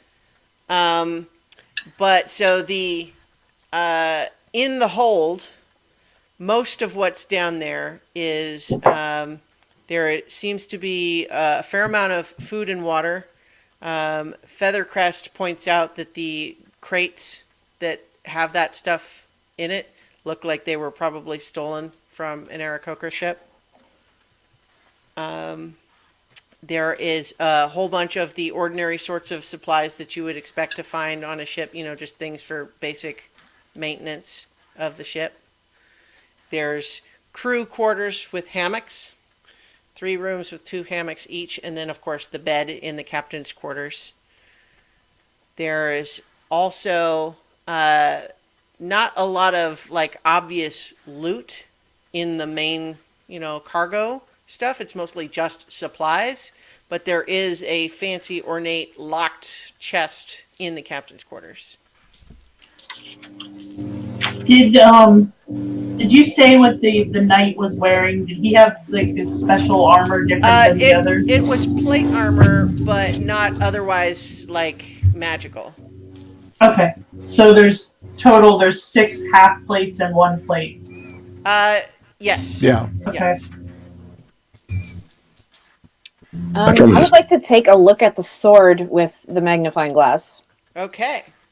What you find, it is the magic item known as a Greater Silver Sword in the in D&D Beyond. It basically has some really fancy things that it can do if you have psionic abilities. So it must be attuned by something with psionic abilities to activate its magical powers. But if you have someone with psionic abilities, it is a +3 great sword, and that it also gives you advantage on intelligence, wisdom, and charisma saving throws, and you're immune to being charmed, and you have resistance to psychic damage. And plus, it can do a really if someone is traveling to the astral sea via astral projection, on a crit, this sword can sever their tether to their body and kill them instantly. Nice. I'm gonna grab a bottle. There's obviously like So- a bottle of alcohol on board this ship, right? What you find is that there is some like cheap stuff That's fine. mixed in with the food and water supplies, but not like anywhere else. That's fine. I just want to grab a bottle, run back up to the deck, and smash the bottle over the side. And be like, "Welcome to the SS Booty Time!" Smash. We are not naming it that. We're not going to call the ship that. It's No. too late. It's already done. Yeah. It can be undone just like you just did it again.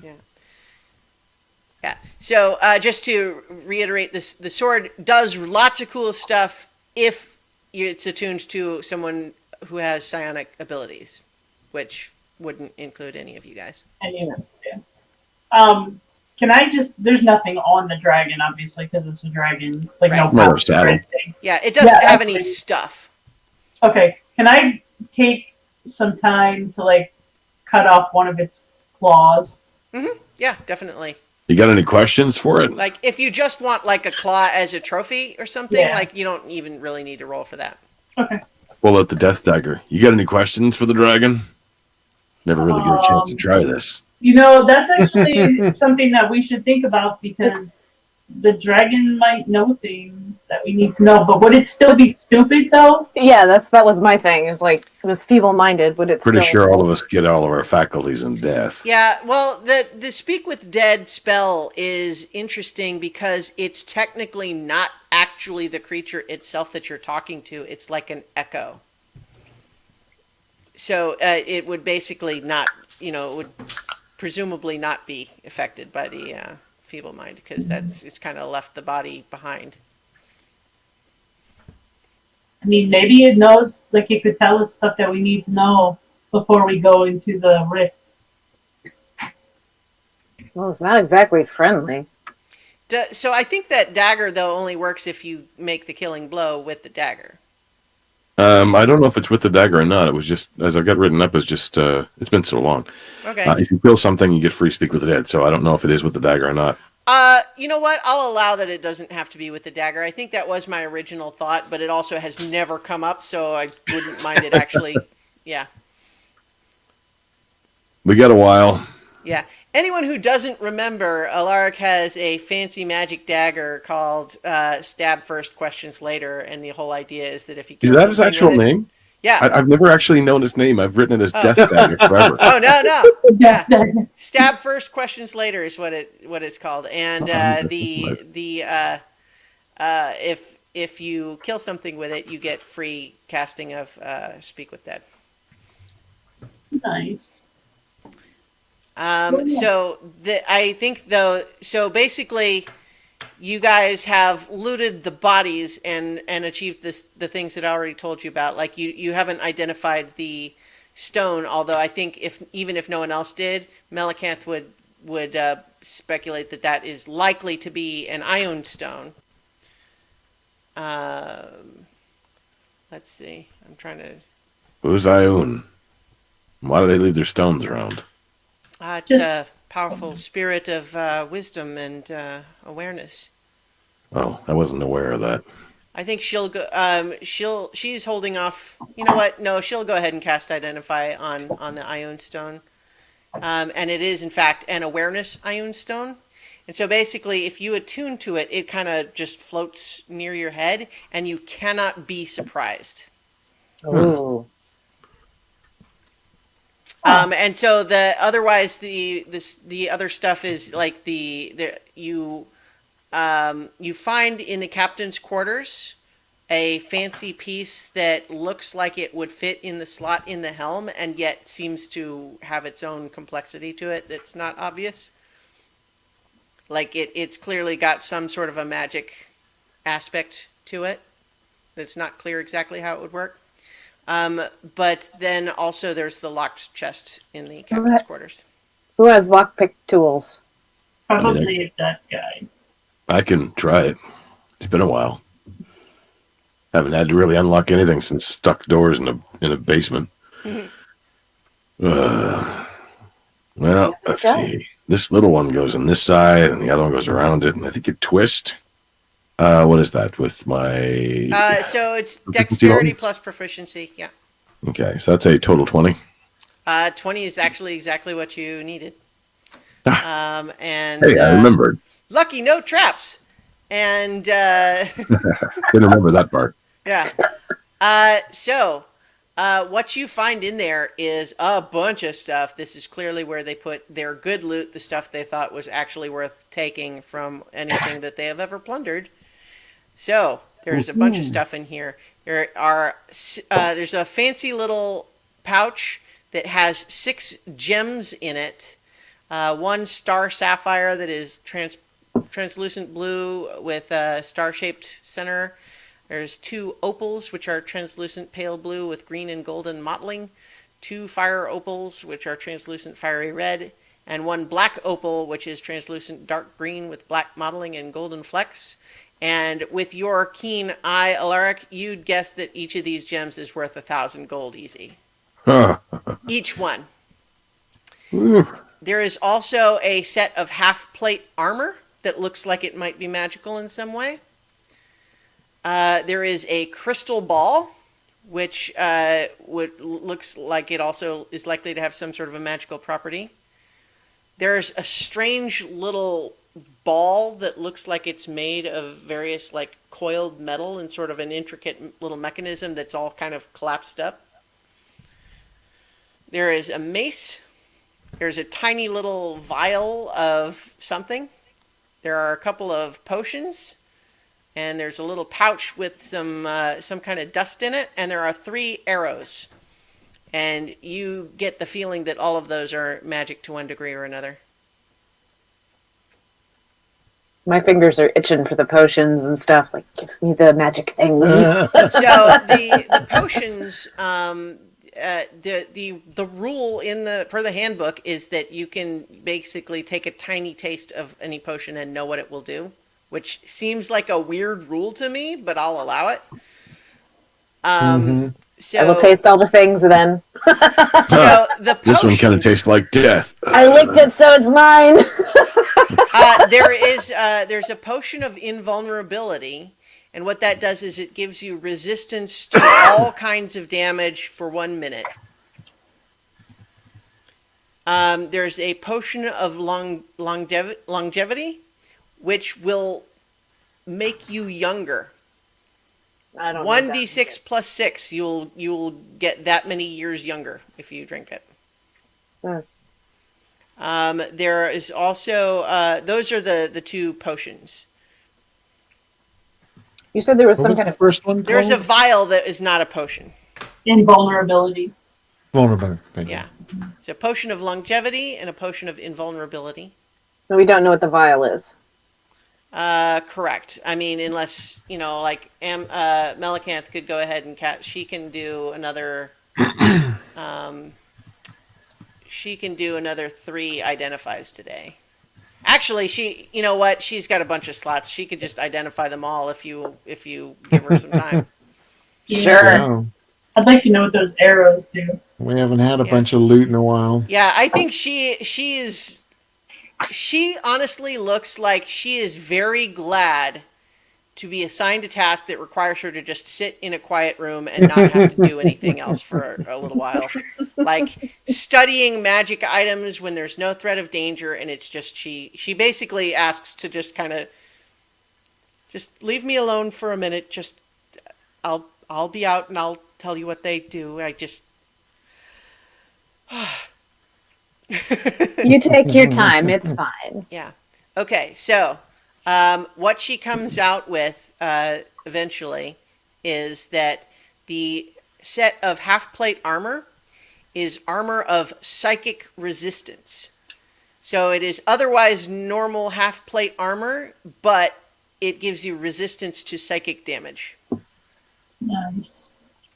There is a crystal ball that basically lets you cast the scrying spell for free. Not like as many times as you want, but without a spell slot. The little coiled ball is known as the Iron Bands of Bilarro, Billarro. And basically what that is they had this item towards the end of Critical Role Campaign 1. It's a ball that you throw it at someone, and if they fail the dexterity saving throw, did everyone see Doctor Strange, where it had that one weird little machine that like it like locked the guy up in a little like personal cage sort of thing? That's what it does. Essentially, it unwraps and becomes a personal little restraint. Manners. Yeah, that's what it was they nicknamed it in Critical Role. The mace is a mace of smiting, which is just a magical mace, but it also does extra damage against constructs. The little vial is sovereign glue, which is basically, imagine super glue, only nothing short of a wish spell or the universal solvent can ever undo it. Ooh. Oh, that might be good for the Marut, you guys. Just saying. The little pouch. So the arrows are just +2 arrows. The dust is dust of dryness, and that does some cool stuff. It's like very situationally useful, but basically what it does is it has 1d6 plus 4 pinches of dust. I'll just go ahead and roll that d6 so I can tell you how many pinches it has. It has 9 pinches of dust. You sprinkle a pinch over water, and it turns a cube of water 15 feet on a side into a marble-sized pellet. And then you can carry that pellet around with you. And then if in the future you use an action to smash the pellet against a hard surface, it releases 15 square, cubic feet of water. That could come in handy. Mm-hmm. It's also like super effective to use on a water elemental. Oh yeah. Then when you smash it, does it become a water elemental again? No. Basically, you just do a ton of damage to it. Yeah. But yeah, so that's a situational thing that is could be really cool in certain specific circumstances, depending on how that comes up or how you think to use it. But I think that covers everything. So let me just reiterate to, I gave all the fancy descriptions of the gems. I'll go ahead and tell you that there's not like a special significance to it. It's just cool for flavor. Mm-hmm. So you had the 6 gems worth 1,000 gold each, the armor of psychic resistance that was half plate, the standard variety crystal ball, iron bands of Bilarro, mace of smiting, sovereign glue, potion of longevity, potion of invulnerability, dust of dryness, and 3 +2 arrows. And also that you think that there's enough food and water on here for about 7 days, about 30 days for a group your size. Nice. Congratulations, you guys! You stole a Yankee pirate ship. Oh yeah. Let's not save the world and just become pirates, you guys. I think Melicanth would have also identified the thing that looks like it fits in the helm, and basically, it's essentially what makes the ship kind of more maneuverable especially in the astral sea. Basically, someone who is able to fully attune to it. You also need to have the psionic abilities to fully attune to it. It essentially gives it like makes you, the ship. Like when you are using it and fully attuned to it, like you have awareness of everything on the ship, and essentially just kind of makes it just fully natural to have the ship move in whatever way you want it to. Without those psionic abilities, you can't fully attune to it, but what you can do is make an intelligence check to try to have the ship do what you want when it's installed in the wheel. That sounds like fun. Sweet. Hmm. We So does that- could become does Skyship that- trainers. Does that mean we're level 16 now? I'm Level- you got a bunch of level stuff. psionics. I'm kidding. We should see if there's like In the chat, Shadamura is saying, assuming direct control intensifies. Assuming control. we should see if there's some kind of like clothing items that would from a distance sort of make us look All of that half plate armor with Ket's I mean- that like his disguise people Let's thing just that he pop does. up this The clear. seeming. The seeming, Yeah. yep. I can disguise the hell out of us. There's enough half plate armor to disguise every one of us. All right, guys. I'm going to cave on the SS booty ship. Let's all huddle together. I have a new name that I think you're all gonna like. Oh, I already hate it. Okay. All right, guys. I think we should call this the SS friend ship. Huh? Come on, guys. Put it in, guys. Come on, the SS friendship. Let's go. What's the SS stand for anyway? That's what they always put on ships. I don't know. So sexy. No. So sexy friendship. There we go. If we're lucky, the ship will last long enough for us to get to the We tree. did it, guys. You know why we did it? Dude. Because we're friends. So I think as Okay. this discussion happens, we cut to a long shot of the ship as it kind of, glides off into the distance, and we'll go ahead and call it a close. For Does anybody know how to fly this thing? That's the last thing you hear as it fades out. Good job, you guys. It was real hit or miss because I really was basically gonna have the dragon and the knight try to get away if they could, but you were able to take them both down before they could.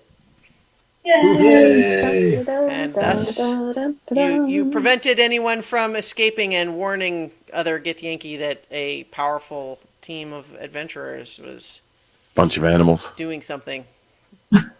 Bunch of birds. Bunch of angry birds. We should have dive bombed the ship with the. Or we could call it the SS Old McDonald.